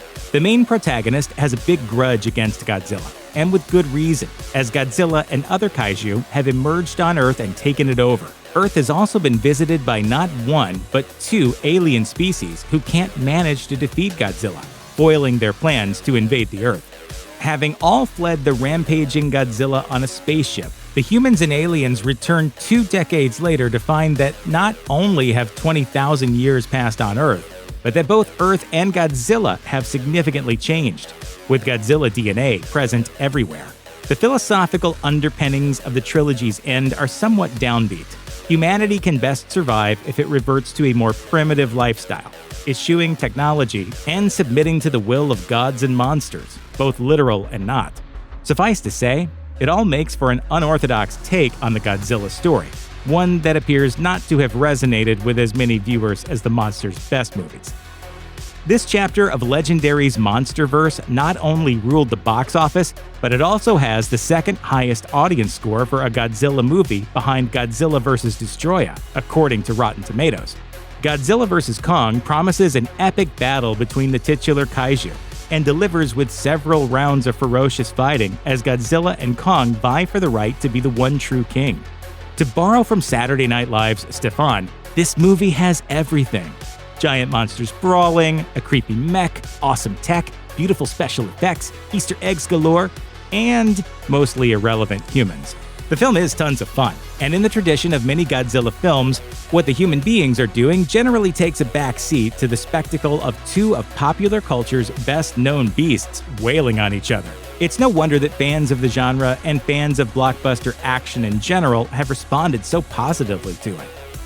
Ebirah, Horror of the Deep, also known as Godzilla vs. the Sea Monster and Godzilla Ebirah Mothra, Big Duel in the South Seas, begins the stage of Godzilla's Showa era, when Godzilla gets silly and Toho cuts costs. The film features a friendlier-looking Godzilla fighting what's basically a giant lobster. Originally conceived as a vehicle for King Kong, the project was retooled when Toho and Rankin Bass, which produced a King Kong cartoon, couldn't come to terms on Kong's use. Well, not really retooled so much as just sticking Godzilla in where Kong would appear. The movie is a jumble of spy shenanigans, terrorists called the Red Bamboo enslaving islanders, a damsel in distress, and a criminal who reforms after his misadventures. Godzilla doesn't just fight Ebirah, but Mothra too, as she arrives to save her people, all before the island is nuked out of existence. The movie is slow-paced, and it takes a long time for Godzilla to appear, even by Godzilla film standards. Where other Godzilla movies evoke bewilderment and terror at the awesome power of nature, this movie has a scene where Godzilla and Ebirah play ping pong with a rock. It's not good. Even if you've never seen a Godzilla movie, you know who Godzilla is. But as kaiju diehards know, Godzilla isn't the only monster on the roster of Toho Pictures, which launched the franchise back in 1954. Let's head to Monster Island and explore some of Godzilla's less-known friends and foes. A perennial background player in Toho's kaiju films for more than a half-century, Manda's long, serpentine body and facial horns and barbs suggest a connection to Japanese sea dragons of mythology and folklore. Manda's screen debut came in 1963's Atragon, but the snaky beast kept largely off-screen until the film's final third, where it tangled underwater with the flying submarine Gotango. Atragon is essentially Manda's most substantial film role. However, a land-dwelling, physically restructured version of the sea creature popped up 5 years later in the 1968 kaiju rally Destroy All Monsters, where it laid waste to London before teaming with Godzilla to tackle New York City.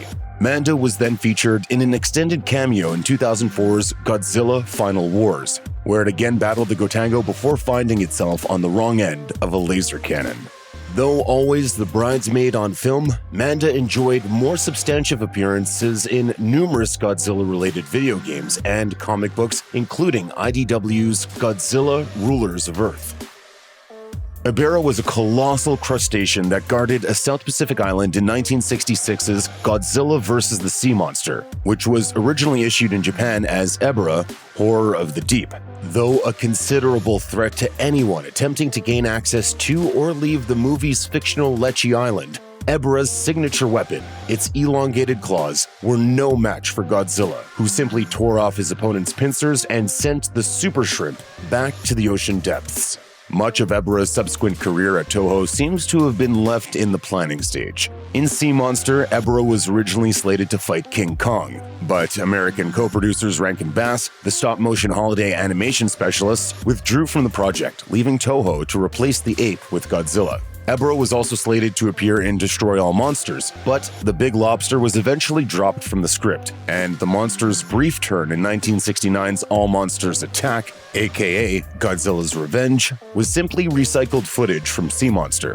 Ebera finally returned to the spotlight in Godzilla Final Wars, though its appearance was anything but flattering, with the creature's attack on an oil refinery being thwarted by the film's mutant soldiers.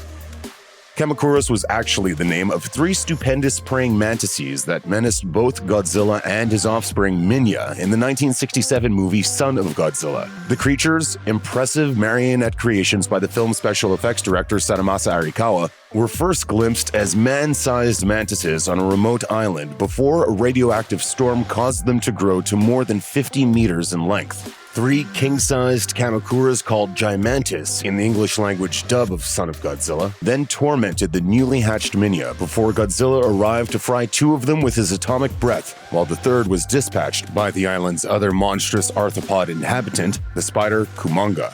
Single and multiple marionette Kamacuras also appeared briefly in All Monsters Attack and 1972's Godzilla vs. Gigan, before a CGI Kamacuras turned up in Godzilla Final Wars.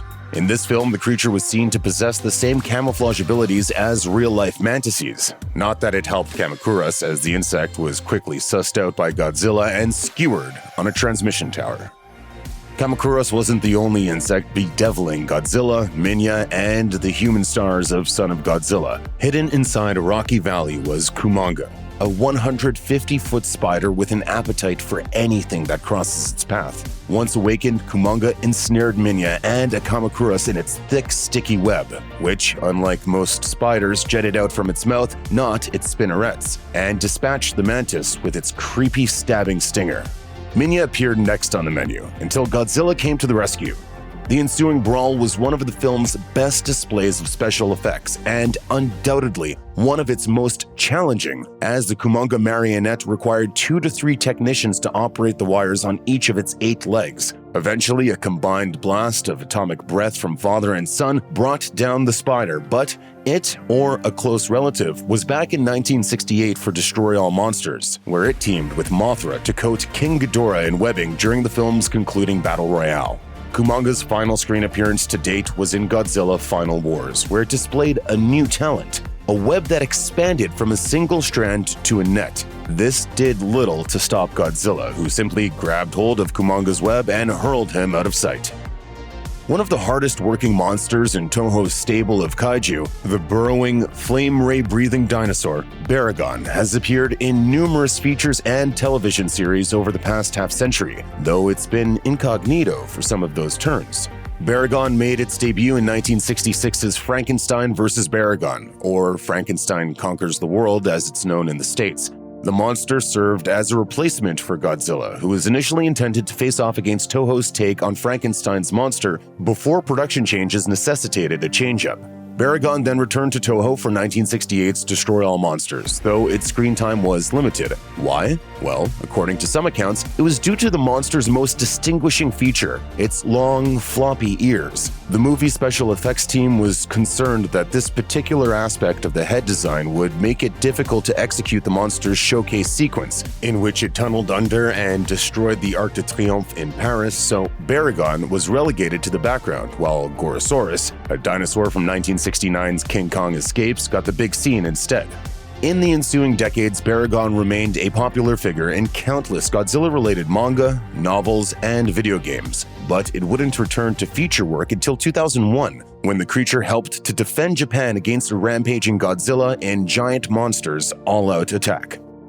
Gabara is the Nelson Muntz of Toho's roster of monsters, a mean-spirited bully with a distinctive mocking laugh and a penchant for pounding on smaller creatures. Are you alright, man? I think so. How about now? Gabara is featured in just one film, the truly eccentric All Monsters Attack, aka Godzilla's Revenge, and even that's not 100% real. As it turns out, he was part of a daydream about Monster Island concocted by the film's protagonist, a young boy named Ichiro. A latchkey kid plagued by a grade school goon he nicknames Gabara, Ichiro escapes from reality by imagining himself on Monster Island, where he's befriended by Godzilla's offspring, Minya. The pint-sized kaiju also has to contend with its own tormentor, similarly named Gabara, who is a reptilian amphibian jerk of a monster with the ability to transmit an electric shock to his victims. With Ichiro's help and some tough love encouragement from Godzilla, Minya is able to best Gabara, which gives Ichiro the strength to take down his own Gabara back in the real world. As Godzilla grew in power to a seemingly indestructible force of nature, some of his on-screen opponents tapped into his incredible mutated biology in order to create a means of defeating the creature. As a result, several monsters have been directly spawned from Godzilla's cellular structure. For example, there's the colossal plant monster Biollante in Godzilla vs. Biollante, the extraterrestrial clone Space Godzilla in Godzilla vs. Space Godzilla, and Orga, a creature formed from DNA data stolen by alien invaders in Godzilla 2000 Millennium. In that latter film, the overly complicated premise involves extraterrestrial visitors known as the Millennians that see Godzilla's regenerative properties as the key to adapting to Earth's environment and, eventually, overtaking the planet. The absorption of Godzilla's DNA allows the aliens to combine their form into a single towering squid creature, which then undergoes a mutation into a hideously deformed replica of Godzilla called Orga. Since it possesses both Godzilla's strength and indestructibility, the new creature is able to not only fend off the king of the monsters, but also grow large enough to attempt to swallow his opponent. This proves to be a fatal mistake for Orga, who's blown to smithereens when Godzilla unleashes a nuclear pulse from inside his maw.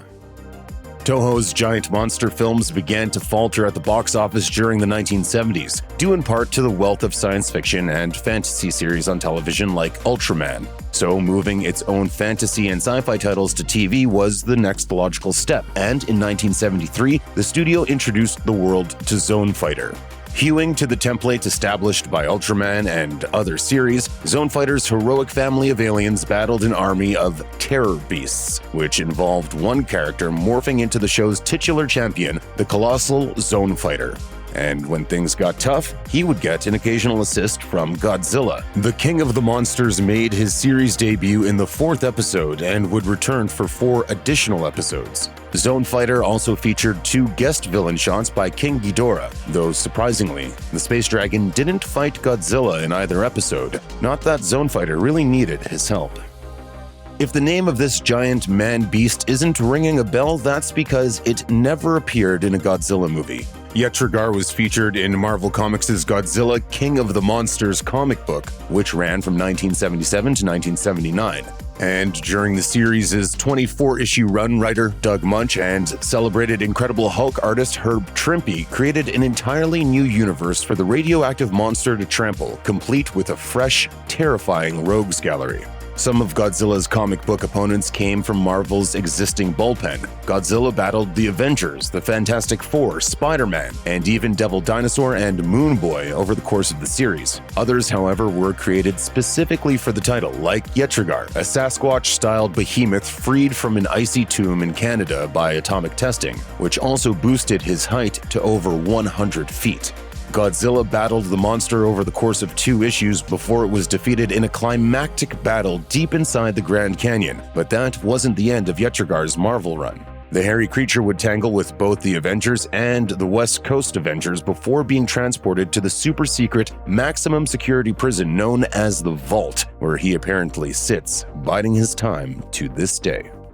The 2007 video game Godzilla Unleashed offered players their choice of more than 20 of Toho's monsters to take control of for the sake of, well, unleashing chaos. The developers also padded out the game's roster of classic creatures with 2 new entities designed specifically for the game itself. One of them, a bipedal mutant monster called Obsidius that was created from magma and minerals, was included after being selected from a group of 4 possible kaiju by readers of IGN in a 2007 poll. The faceless brute of a creature was given a wide array of abilities, including a lava beam, which is fitting given his original name of Magmouth. In the PlayStation 2 version of the game, Obsidius was also granted the ability to absorb some of the life force from his opponents. Obsidius was the only new monster to appear in both the Wii and PlayStation 2 versions of Godzilla Unleashed, which also remains his sole showcase to date. And that's a shame, because this bizarre creature is pretty awesome. It'll probably never happen, but here's hoping we'll see him on the big screen someday. Perhaps the best thing to come from the much-maligned 1998 Godzilla movie was Godzilla the Series, an animated sci-fi adventure that ran for 40 episodes between 1998 and 2001. The show's Godzilla, the sole surviving offspring of the one featured in the TriStar film, was closer in both temperament and ability to the Toho kaiju, possessing both an aggressive attitude and the ability to spew a fiery atomic breath. The show also featured an impressive array of beasts for the junior Godzilla to fight, including the Loch Ness Monster, the Aztec feathered serpent Quetzalcoatl, and numerous mutated creatures including giant squid, rats, bees, worms, snakes, bats, jellyfish, lizards of all types, and even a king-size hummingbird that could spit acid. The cartoon Godzilla also enjoyed a romance of sorts with another colossal lizard, a giant Komodo dragon called Komodothorax, and briefly attempted to play house with the creature and its giant egg before their love nest was spoiled by a giant turtle. Movies with verses in the title typically exist to scratch the mental itch fans experience when they've wondered who would come out on top in a hypothetical showdown. Some filmmakers set out to answer age-old questions about which iconic characters would win in a fight. Could Batman beat Superman? Would Predator pummel Alien in a no-holds-barred brawl? Could Jason slay Freddy? Moviegoers got the answers to those questions, but those cinematic showdowns barely hold a candle to what is quite literally the biggest matchup put to the big screen, Godzilla vs. King Kong. In case you don't want to watch 2 guys in rubber suits punch and flail at each other in the 1962 version of this matchup, Warner Bros. Has brought the 2 titans to life like never before in Godzilla vs. Kong. The film establishes a shared MonsterVerse and gives audiences not 1, not 2, but 3 epic bouts between the king of the monsters and the 8th wonder of the world. Warning, spoilers for the film ahead. Months before the new movie hit silver and small screens alike, people were already debating online about who would ultimately emerge victorious, with director Adam Wingard making it explicitly clear that Godzilla vs. Kong would have an indisputable winner. Just like with any heavyweight fight, people were taking all sorts of info into account, from Godzilla's atomic breath to the fact that King Kong just looks nice. Then there's the height difference, which certainly played a role in the ultimate outcome of the film. But how big are the monsters in Godzilla vs. Kong, and how did their sizes help the victor win and make the loser taste defeat? People were naturally skeptical about Kong holding his own in a matchup against Godzilla. After all, when we first see this version of the ape in 2017's Kong Skull Island, which is set during the 1970s, he stands just 104 feet. Considering Godzilla was roughly 390 feet tall in 2019's Godzilla King of the Monsters, 3 3/4 bigger than Kong and Skull Island, the giant ape would have been squashed immediately. But luckily for Kong and unluckily for Godzilla, the Kong of Godzilla vs. Kong is much more physically imposing than he was a few decades ago. Over the course of about 50 years between Kong Skull Island and Godzilla vs. Kong, the King of the Jungle went through a major transformation. He grew 234 feet to stand at 337 feet tall, according to an official promotional poster. That equates to a little over 102 meters for those who use the metric system, or roughly the same size as Big Ben, the Statue of Liberty, or the length of an American football field. However, even after Kong's growth spurt, he's still not as tall as Godzilla. Grown-up Kong is 15% shorter than the 393 feet Godzilla stands in Godzilla vs. Kong.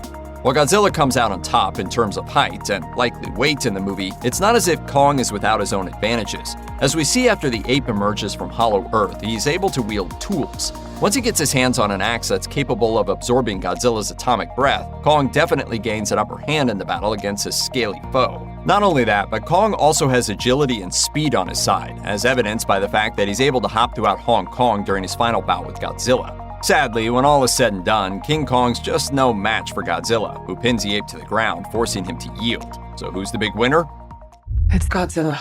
Of course, Godzilla has a bad time when Mechagodzilla comes into the picture, and while we don't have an official height for the robot, it seems to be on par with the real lizard. The only way to take the mechanical beast down is for the two titans to work together, combining Godzilla's might with Kong's proficiency with weapons to tear apart the mech once and for all. This just goes to show that height isn't everything, an unexpected lesson to learn from a film about two monsters punching each other in the face. Mind control, baby Kong, and a hot pink Zilla. There's a lot to take in by the time Godzilla Kong: The New Empire reaches its city-smashing finale. Here's what that ending means for the film and the franchise. Spoilers ahead! Let's briefly recap. Godzilla Kong: The New Empire begins with Godzilla and Kong in their separate corners of the world. Godzilla is dealing with an uppity Scylla, the giant spider-like monster in Rome. Kong, meanwhile, is still looking for others like him in the Hollow Earth. After a brief trip to the surface, Kong returns to Hollow Earth along with Dr. Eileen Andrews, her adopted daughter Gia, Bernie Hayes, and a charismatic veterinarian named Trapper, who are trying to track down a mysterious signal coming from Hollow Earth. Kong goes down to the subterranean realm, where he finds apes ruled by Scar King. Who is Scar King? He's an enormously powerful jerk of an ape, that's who. Kong fights him and almost wins, but Scar Kong has an ally named Shimo, an ice-breaking kaiju he controls who forces Kong to retreat. Meanwhile, the humans continue tracking the signal and discover a hidden group of Iwi, the tribe of which Gia was thought to be the only survivor. This population has managed to stay hidden in Hollow Earth for eons, and they'd sent out the mysterious signal so that Gia could awaken Mothra. Now that their sanctuary has been revealed, King Kong, whose arm was injured in the battle with Scar King and Shimo, shows up too, along with his new little pal, Zuko. Trapper fixes Kong's arm with a badass new robotic appendage, and newly armed and dangerous, Kong then goes to the surface to recruit an unlikely ally. Kong can't stop this on his own. He won't be alone. Kong takes one of the portals in Iwi territory and surfaces in Egypt. Godzilla finds him there. Well, he doesn't like it. He starts to fight, giving Kong no choice but to defend himself. They knock each other around and smash a couple piles of rocks until Gia appears with Mothra, and Godzilla finally pauses long enough to understand what Kong and Mothra want. They head back to Hollow Earth, and not a moment too soon. When Godzilla and Kong come through the portal, Scar King is already in Iwi territory. But there's a new surprise as well. The Iwi have the power to manipulate gravity, and they've temporarily turned it off in an attempt to bring two pyramids into alignment in order to prevent Scar King from using the portals to the surface. Scar King may be a big ugly ape, but he's definitely not a big dumb ape. He realizes what's happening and orders Shimo to blast the pyramids with her ice breath, preventing them from coming together as planned. After an intense gravity-shifted battle, Scar King and Shimo get pulled through a portal and end up in Rio de Janeiro. Scar King is initially ecstatic to find himself on Earth's surface, a place he hasn't been in a long time. But his happiness is short-lived. Godzilla and King Kong soon come after him through the same portal, kicking off round 2. As they brawl, destroying large swaths of Rio, Zuko surfaces in time to see Scar King disarmed of his weapon, a whip made of an enemy's backbone with a blue crystal attached to the end of it. The crystal is what Scar King uses to control Shimo, and when Zuko destroys the crystal with Kong's axe, Shimo is freed from Scar King's mind control. Shimo turns on her former master, freezing him with a blast of ice breath. That gives Kong the opening he needs to go ape and smash Scar King once and for all into a million little pieces. With their victory secured, the two titans go back to their respective realms. Godzilla returns to his slumber in the Colosseum until the day the Earth should need protecting again, and Kong goes home to the oppressed apes in the Hollow Earth subterranean realm with a newly freed Shimo and declares himself their new leader. Scar King is a formidable villain, all but unstoppable with Shimo under his control. But why was he so hell-bent on reaching the surface of the Earth in the first place? As briefly revealed earlier in the film, Scar King once lived among the surface dwellers in a time when Titan species existed in peace. In the beginning, Hollow Earth lived in harmony with the surface world. But then Scar King went Lucifer mode in those prehistoric heavens and set out to claim power for himself, leading to a conflict in which Godzilla cast Scar King and his army into the depths of Hollow Earth. To say that Scar had a while to simmer in his resentment is an understatement, and his motivations in the film came directly from that. He wants to claim dominance over the world he'd so long been denied. He's smart, cunning, and cruel, a combination that would have led to some tough times for the surface world if it got in his way. The threat of Scar King's impending return also explains why Godzilla took the time to defeat Tiamat and build his power level before the conflict. Presumably, the ancient war wasn't an easy one to win, and a rematch could have easily gone the other way. Although Godzilla and King Kong have shown what an awesome force they could be if they teamed up, the ending of the movie makes it seem unlikely that they will continue to be allies. They aren't exactly friends, even if sometimes they have the same goal. They don't have to like each other. We just have to work together. As far as the ending of this movie is concerned, it's back to business as usual. Godzilla will protect the Earth's surface from threats. Kong will rule the Hollow Earth, and the humans will try to help both of them on an as-needed basis, presumably while trying to limit the damage to human lives and property. Perhaps the biggest outstanding question is, what will Gia do now that she knows her tribe still exists in the Hollow Earth? She's chosen to stay with Eileen, her adoptive mother, but she has a profound connection to the Iwi. Now that the continued existence of the tribe has been revealed, they, and presumably Gia, will no doubt play a part in future MonsterVerse films. Hopefully that means Mothra will play a part too. Okay, it's time to talk about time. In all the MonsterVerse movies, including Godzilla Kong: The New Empire, there doesn't seem to be a difference between time on the Earth's surface and time in the Hollow Earth. Nobody in the Hollow Earth station, for example, seems to be aging differently than those on the surface of the Earth. This may be a bit of a puzzle for anyone who saw the TV show Monarch: Legacy of Monsters. In the show, time in the Hollow Earth moves much slower than time on the Earth's surface, probably because the gravity field is different. Characters who spend just a few days in Hollow Earth return to the surface and discover that years have passed.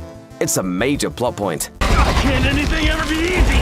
So what gives? Well, technically the characters in Legacy of Monsters aren't in Hollow Earth proper. They're in a place called Axis Mundi, a sort of connecting world that clearly experiences those time dilations. The assumption is that on either side of that connection, aka Earth and Hollow Earth, time rebalances and runs along more or less the same course. The movies never bother to bring it up, probably because there's no need to. The characters never actually spend a lot of time between the two places.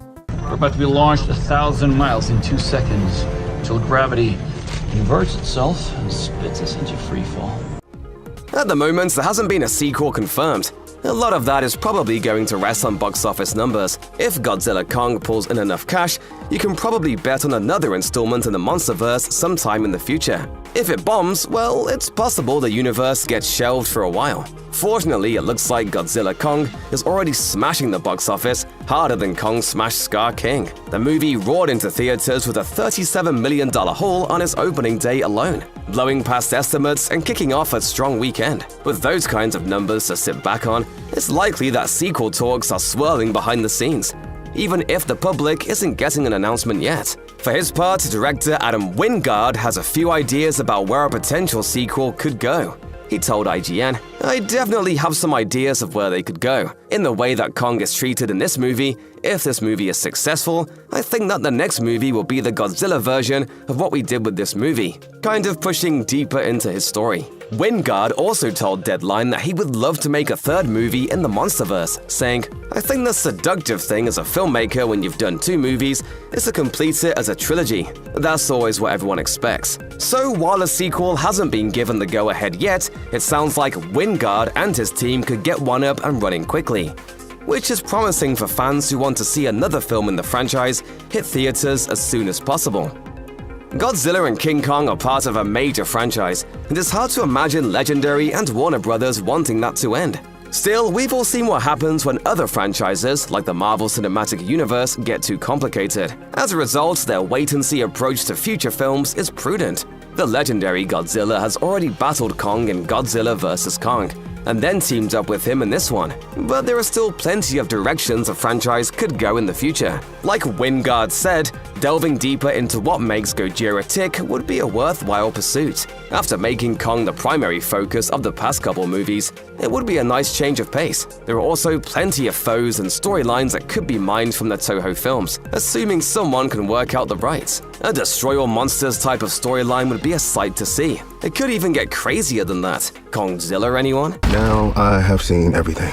On the other hand, a future movie could keep the focus on Kong. In the same interview where he mentioned veering into Godzilla's story, Wingard suggested that following Kong's path, now that he's finally king, could have some interesting meat. He said, he's not going to be a Scar King type of ruler. He's not a dictator of any kind. And so to see how Kong will work with this group and how he himself will be a leader, I think it'll be very interesting, because I don't think it'll be straightforward. While the pair could fight or team up again in future movies, it seems that this could lead to diminishing returns over time. Godzilla Kong had a relatively small cast of humans and whole swaths of dialogue-free scenes where we stayed exclusively with King Kong. So it's possible that future installments could reduce human involvement even more. However, what the story could be after this installment is anyone's guess. Godzilla Kong ends with Kong finding a family of sorts, and it's hard to predict what would bring him and Godzilla back together, although it would bet some new world-ending threat would do the trick. Godzilla vs. Kong is finally out in the world, and while most people are paying attention to the eponymous titans, the film has more than just these two monsters. Here are 5 characters from the film who are more important than you probably realize. In the last few years, podcasts and podcasters have increasingly grown in popularity, and as the volume of podcasts increases, so too does the number of podcasters becoming household names. It seems safe to say that by the end of Godzilla vs. Kong, Bernie Hayes, played by Brian Tyree Henry, is about to become the most famous podcaster in the world of kaiju. By the time we're introduced to Bernie, he's already dedicated several hundred episodes worth of podcast time to exploring the conspiracies behind monarch and giant monsters. If Bernie's podcast was popular before the events of Godzilla vs. Kong, then imagine how popular he'll be after playing an active role in helping the two monsters defeat Mechagodzilla. And imagine how informed the public at large will be about Apex and their shenanigans. And while we're on the subject of giant robots, there aren't exactly villains in Godzilla vs. Kong so much as there are antagonists who think they're doing something smart, only to wind up hoisted by their own egomania. Ren Serizawa, played by Shun Oguri, is one half of a duo of bad guys whose belief is very simple. In order for humanity to thrive, they must prove themselves to be a stronger collective apex predator than any giant monster. The creation of Mechagodzilla using the combined might of King Ghidorah's brain and the human mind may have failed, but that doesn't mean it will be the last effort made toward a similar end. And while Ren seems pretty dead by the end of Godzilla vs. Kong, that doesn't mean his story is over. We can always see a prequel story explaining how Ren came to create Mechagodzilla. Ren is, after all, the son of Ken Watanabe's Ishiro Serizawa, who was much more of the opinion that humanity should play its part in the world by sometimes standing back and letting the giant monsters fight. Let them fight. What caused Ren to employ a decidedly opposing tactic? Not to restate things, but Godzilla vs. Kong is primarily focused on the stories of two giant monsters. However, Nathan Lind, played by Alexander Skarsgård, has a backstory way too important not to flesh out later. When Lind is approached by Walter Simmons about his potential involvement in traveling to the center of Hollow Earth, we get a very brief mention of his past attempt. What we know is that Lind's brother died in an attempt to get to the kaiju stomping grounds, but we don't really know how that happened. We don't know why Lind is fixated on Hollow Earth, we don't know how he became affiliated with Monarch, and we didn't see him fall out with the organization either. That story is at least worth a tie-in comic.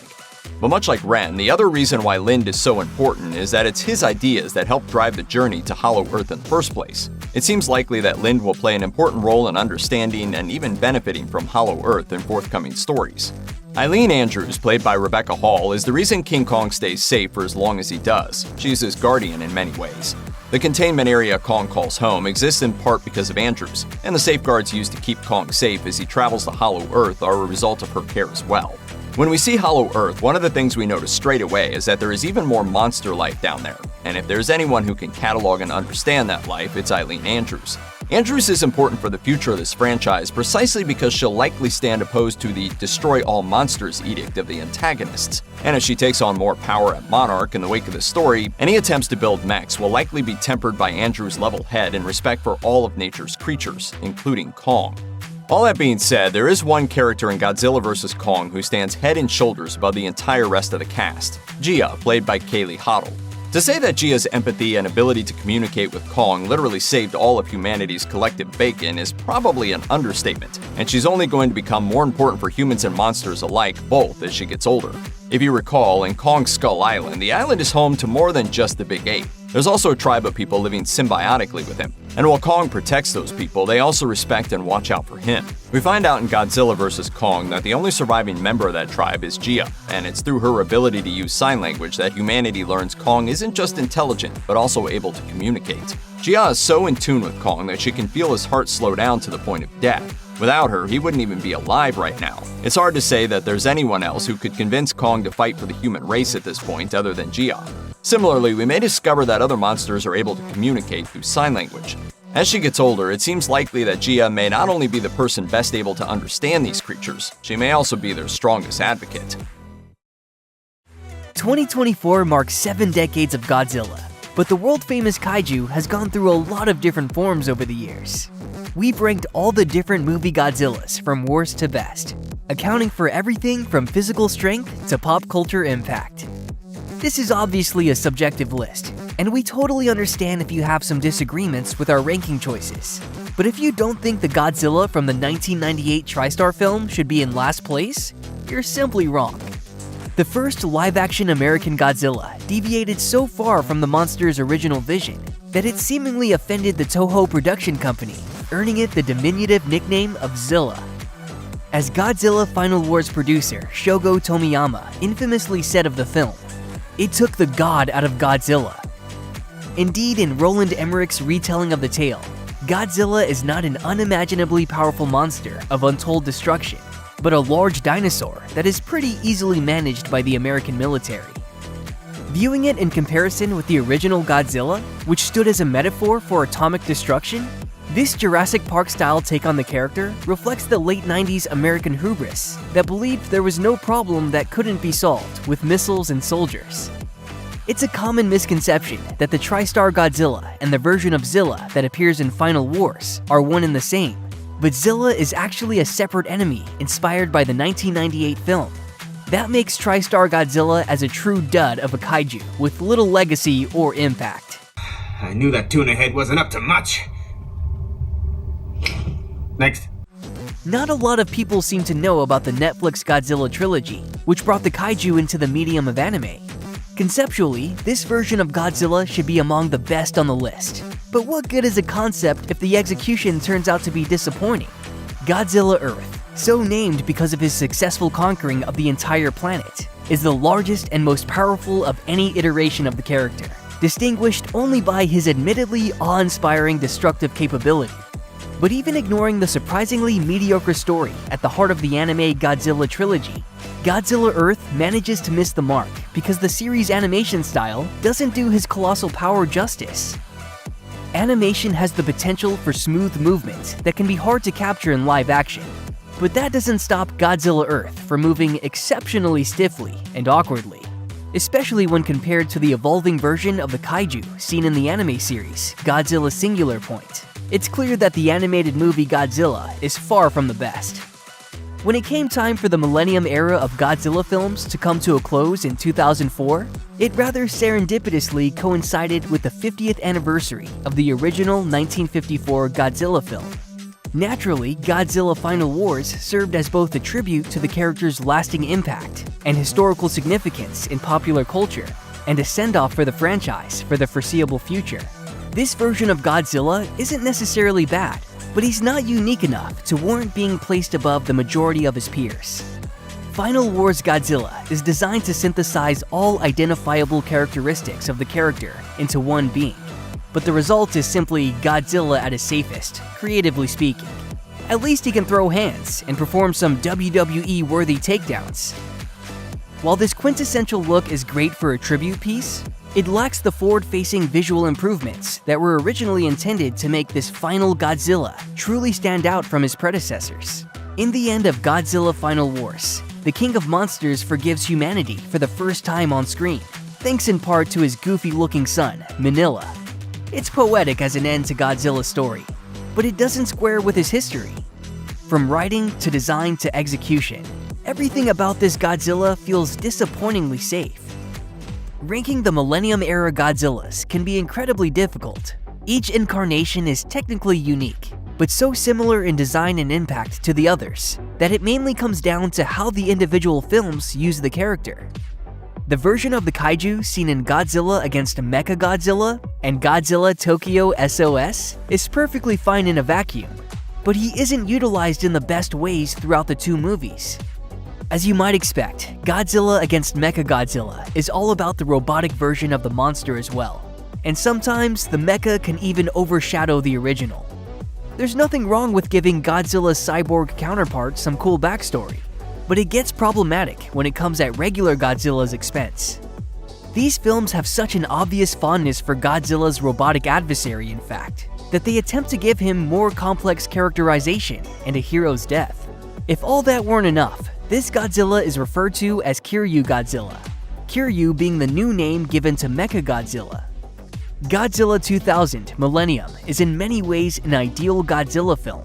It's just as far from the worst as it is from being the best, but it delivers plenty of destructive action without trying to punch too far above its weight class in terms of plot.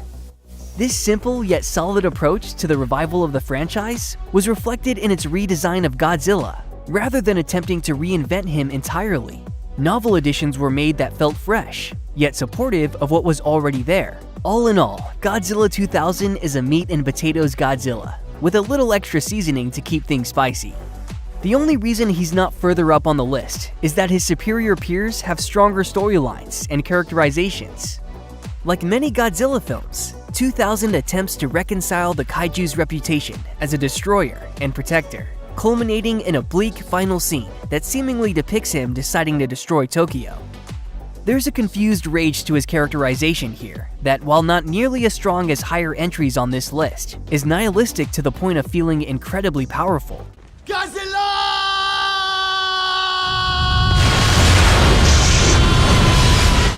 If you've ever seen a clip of Godzilla doing something truly wacky, chances are it was the second Godzilla of the Showa era. For people who love campy tokusatsu action, this makes his movies great. But for the fans who prefer Godzilla's raids to be solemn affairs, they can be hit or miss. Second Showa Godzilla is almost like a Golden Age comic book character. His stories are so numerous and varied that they range from unabashed goofiness to genuinely great entries in the sprawling franchise. Although some choose to ignore the more ridiculous aspects of his characterization over the years, and prefer to judge him by his impact, others feel the need to stand behind second-generation Godzilla in totality in order to truly appreciate his spirit. Without this shift from straight-up devastator to quasi-defender, however, the Godzilla franchise wouldn't have given birth to dozens of the incredible kaiju that fans have come to love. By being in 14 of the first 15 movies in the franchise, the second Showa Godzilla established the foundation that every Godzilla since has built upon. The higher-ranking entries on this list, except for one, simply wouldn't exist without this version of Godzilla. When Hollywood made plans to tackle Godzilla again after the disastrous attempt in 1998, there was some understandable apprehension among longtime fans of the series. But now, after a handful of movies and a TV show, it's become clear that Legendary Pictures could have done a whole lot worse. Even though the Godzilla of the MonsterVerse is rendered solely with CGI animation, the effects are still more realistic than performers in rubber suits. Jaw-dropping moments like the execution of the female Muto in the 2014 film simply wouldn't have been possible if not for the work of talented CGI artists. This Godzilla proved that advances in visual effects technology could truly make the King of the Monsters a force to be reckoned with. From a design standpoint, the minor adjustments made to emphasize Godzilla's animalistic nature are effective, but subtle enough that he's still instantly recognizable as the giant lizard the world has come to love. America still hasn't quite mastered the art of the perfect Godzilla, but the MonsterVerse version is definitely a step forward. Good thing he's on our side. For now. The Millennium era had a clear preference for leaning harder into the villainous side of Godzilla than previous eras had. Where other continuities would normally use a different villain, like Mothra or Ghidorah, to give the King of Monsters an enemy that wasn't the innocent population of Tokyo, the Millennium era depicted human characters almost like protagonists in a horror movie. This strategy can overshadow Godzilla, as was the case with Kiryu in Godzilla against Mechagodzilla. But in Godzilla, Mothra, and King Ghidorah, Giant Monsters All-Out Attack, Godzilla is finally given the role of an unapologetically evil and vindictive villain. This Godzilla embodies a disgust with humanity, treating living humans as worthy of nothing but punishment and suffering for past transgressions. It's up to Mothra, Ghidorah, and the human race to take down this dark version of their rival once and for all. For many Godzilla fans, the Heisei Godzilla is the definitive post-1954 version of the character. And that's not just because it dominated the 90s, earning it the uncritical and undying loyalty of 90s kids. The Heisei era was able to rein in the more outlandish parts of the franchise, while maintaining the propulsive, anything-can-happen style sci-fi that makes the Showa era so fun, despite some of its goofiness.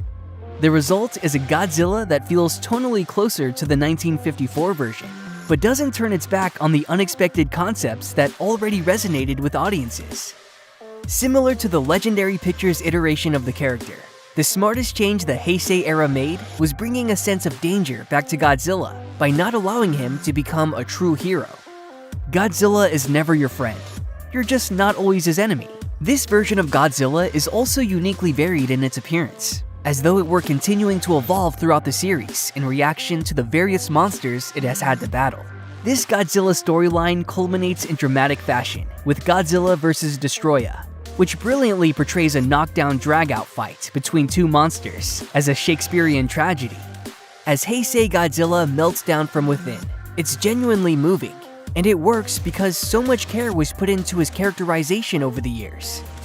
Cry recency bias all you want, but Godzilla -1 proved itself to be an outstanding entry in the franchise, and it has an Oscar nomination for Best Visual Effects to prove it.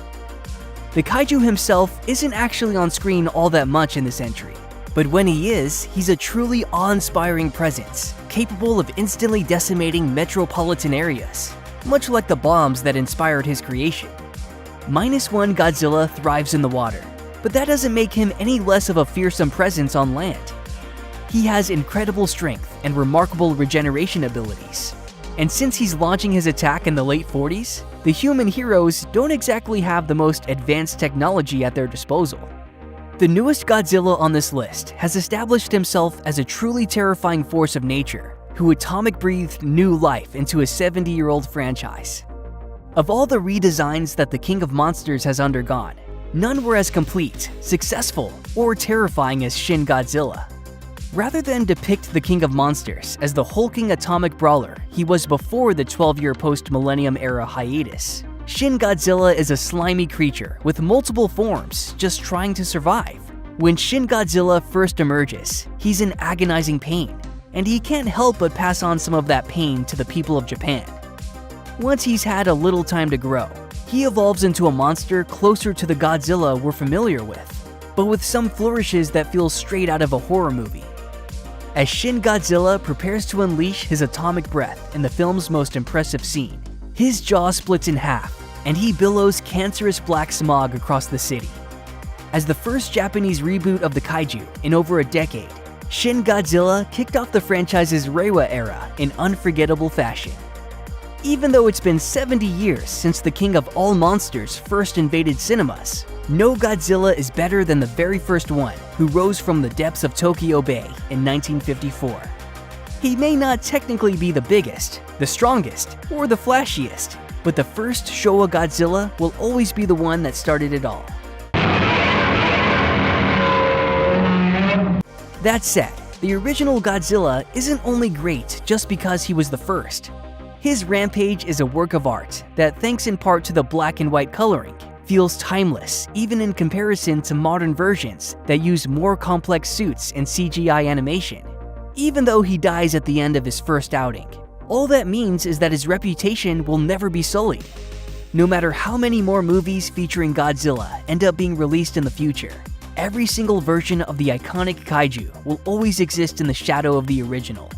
The first Showa Godzilla easily takes the #1 spot on our list, and that's unlikely to change anytime soon.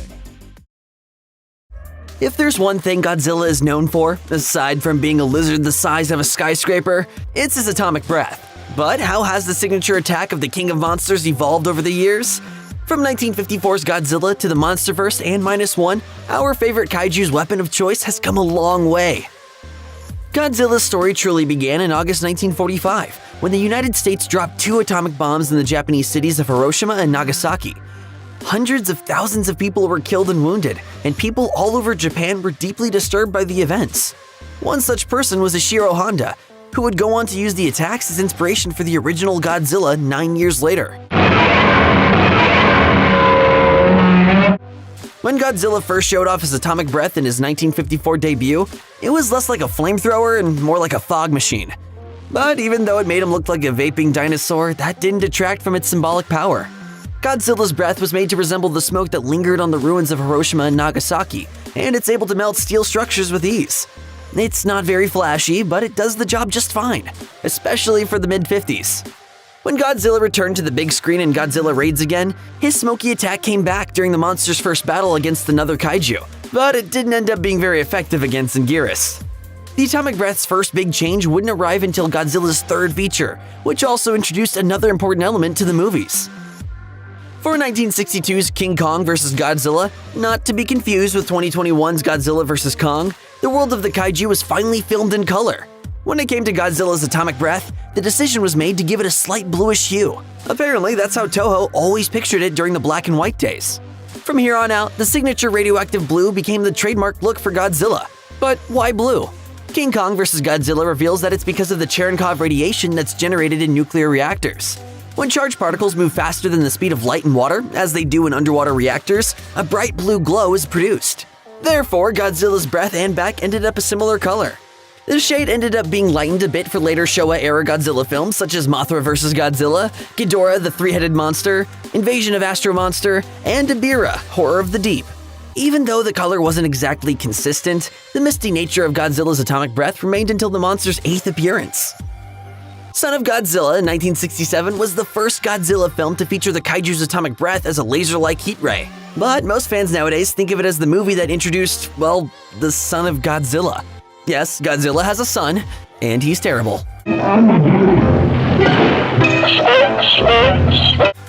After Godzilla adopts Little Manila, he decides to teach the little monster how to properly breathe radiation. Even though Manila only gets a few puffs out at first, which appear as rings of nuclear energy, he eventually manages to fire off a blue heat ray of his own. The beam still has a foggy note to it, but the concentrated effect, now highlighted with an electric blue, pushed Godzilla into a new age. This look remained relatively the same throughout the next 4 monster epics, wherein Godzilla bested some of the most notable kaiju in Toho's catalog. That is, until Godzilla vs. Megalon, that one movie with the incredible tail slide, introduced an atomic blue beam that looked more fiery than misty. The following installment, Godzilla vs. Mechagodzilla, continued this atomic blue look. But the 15th and final picture in the Showa era, Terror of Mechagodzilla, took it a step back in time by emphasizing more white in the blast than blue. A few short years after Godzilla's first theatrical hibernation began, cartoon giants Hanna-Barbera decided to give the King of the Monsters a go in animation. Unfortunately, though, the animated Godzilla ended up being unrecognizable when compared to his live-action, rubber-suited counterpart. Instead, he was a green dinosaur-like creature who breathed fire instead of his typical radioactive blasts. He also had a form of heat vision like Superman's, which was even more perplexing. The animated Godzilla even had a Scrappy-Doo-inspired nephew named Godzuki, who was basically Manila but somehow even worse. The short-lived series ran for only 2 seasons between 1978 and 1979, before Hanna-Barbera went back to focusing on their more popular IPs. Thankfully, this bizarre version of Godzilla didn't have much of an impact on the character, or his breath moving forward. Thank you, Godzilla. Isn't he terrific? The Heisei era set out to completely rebrand Godzilla for the 1980s. The 1984 film The Return of Godzilla, released nearly a decade after Terror of Mechagodzilla, erased all of the original sequels from its canon, with only the 1954 film considered a part of the story. Re-edited and released several months later as Godzilla 1985 in the United States, this Godzilla reboot used rotoscoping to create the atomic breath effect, which remained a light blue. This beam was stronger, longer, and more powerful than ever, as The Return of Godzilla was meant to be a darker film that echoed the socio-political commentary of the original. That was just the beginning. By 1991's Godzilla vs. King Ghidorah, the King of Monsters upgraded his atomic breath into a famed spiral heat ray capable of fully decapitating one of Ghidorah's heads. The spiral attack looks just like Godzilla's traditional blue-hued atomic breath, but coiled with an electric purple signature that gives it a bit more power. This was the first major departure from the traditional atomic breath that Godzilla had been known for, but it wouldn't be the last. Not all Godzillas are created equal, and the Godzilla of the Heisei era proves that. After the franchise's triumphant return, the filmmakers involved in its production continued to up the ante. In 1993's Godzilla vs. Mechagodzilla 2, which is somehow not actually a sequel to the original Godzilla vs. Mechagodzilla, the monster unleashes a brand new variant of his atomic blast, the hyper-uranium heat ray. After absorbing the life force of the dying kaiju Rodan, Godzilla is able to resume the battle against Super Mechagodzilla, showcasing a powerful new atomic blast that emits a blast of red electrical energy. This red heat ray makes Godzilla a more formidable opponent, and he and Super Mechagodzilla even end up clashing beams. When Godzilla powers up his ability, his dorsal plates light up with a reddish color mixed with sparks of electricity. The atomic upgrade returned in the 1994 sequel Godzilla vs. Space Godzilla, when the king of the monsters absorbs enough of Space Godzilla's extraterrestrial energy to fire a supercharged heat ray of his own. The final blast incinerates Space Godzilla and saves the day, allowing Godzilla to return home to his previously introduced son, Godzilla Jr. But they didn't exactly live happily ever after. The most notable time Godzilla's atomic breath turned red was in the final installment of the Heisei era, Godzilla vs. Destoroyah. Meant to be the last of the 7 Godzilla productions released between 1984 and 1995, Godzilla vs. Destoroyah took the red atomic heat ray another step further. Instead of just recoloring Godzilla's atomic breath and adding an electrical spiral, Godzilla just straight up melts down this time. In the Heisei films, Godzilla's heart doubles as a nuclear reactor, hence his atomic breath. But what happens when a kaiju melts down from the inside?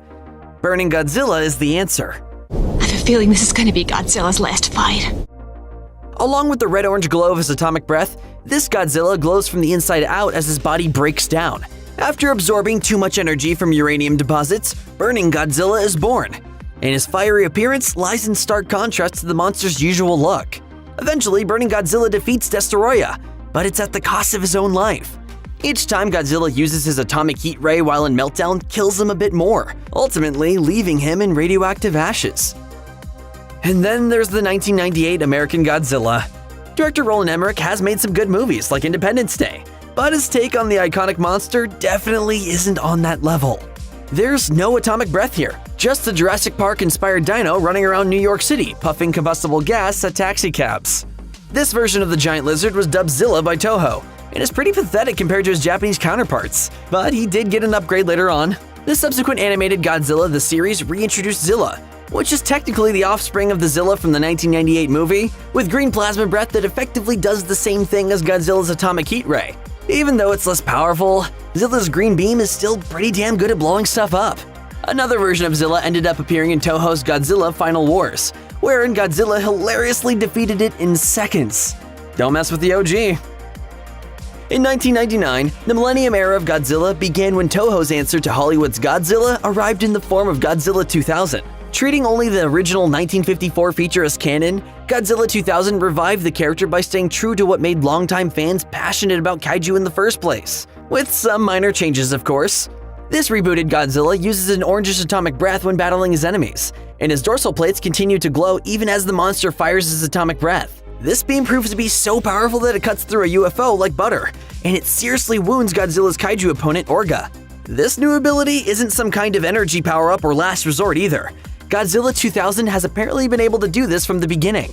It seems that between 1954 and 1999, Godzilla was able to gain enough energy to power up his signature laser blast even further.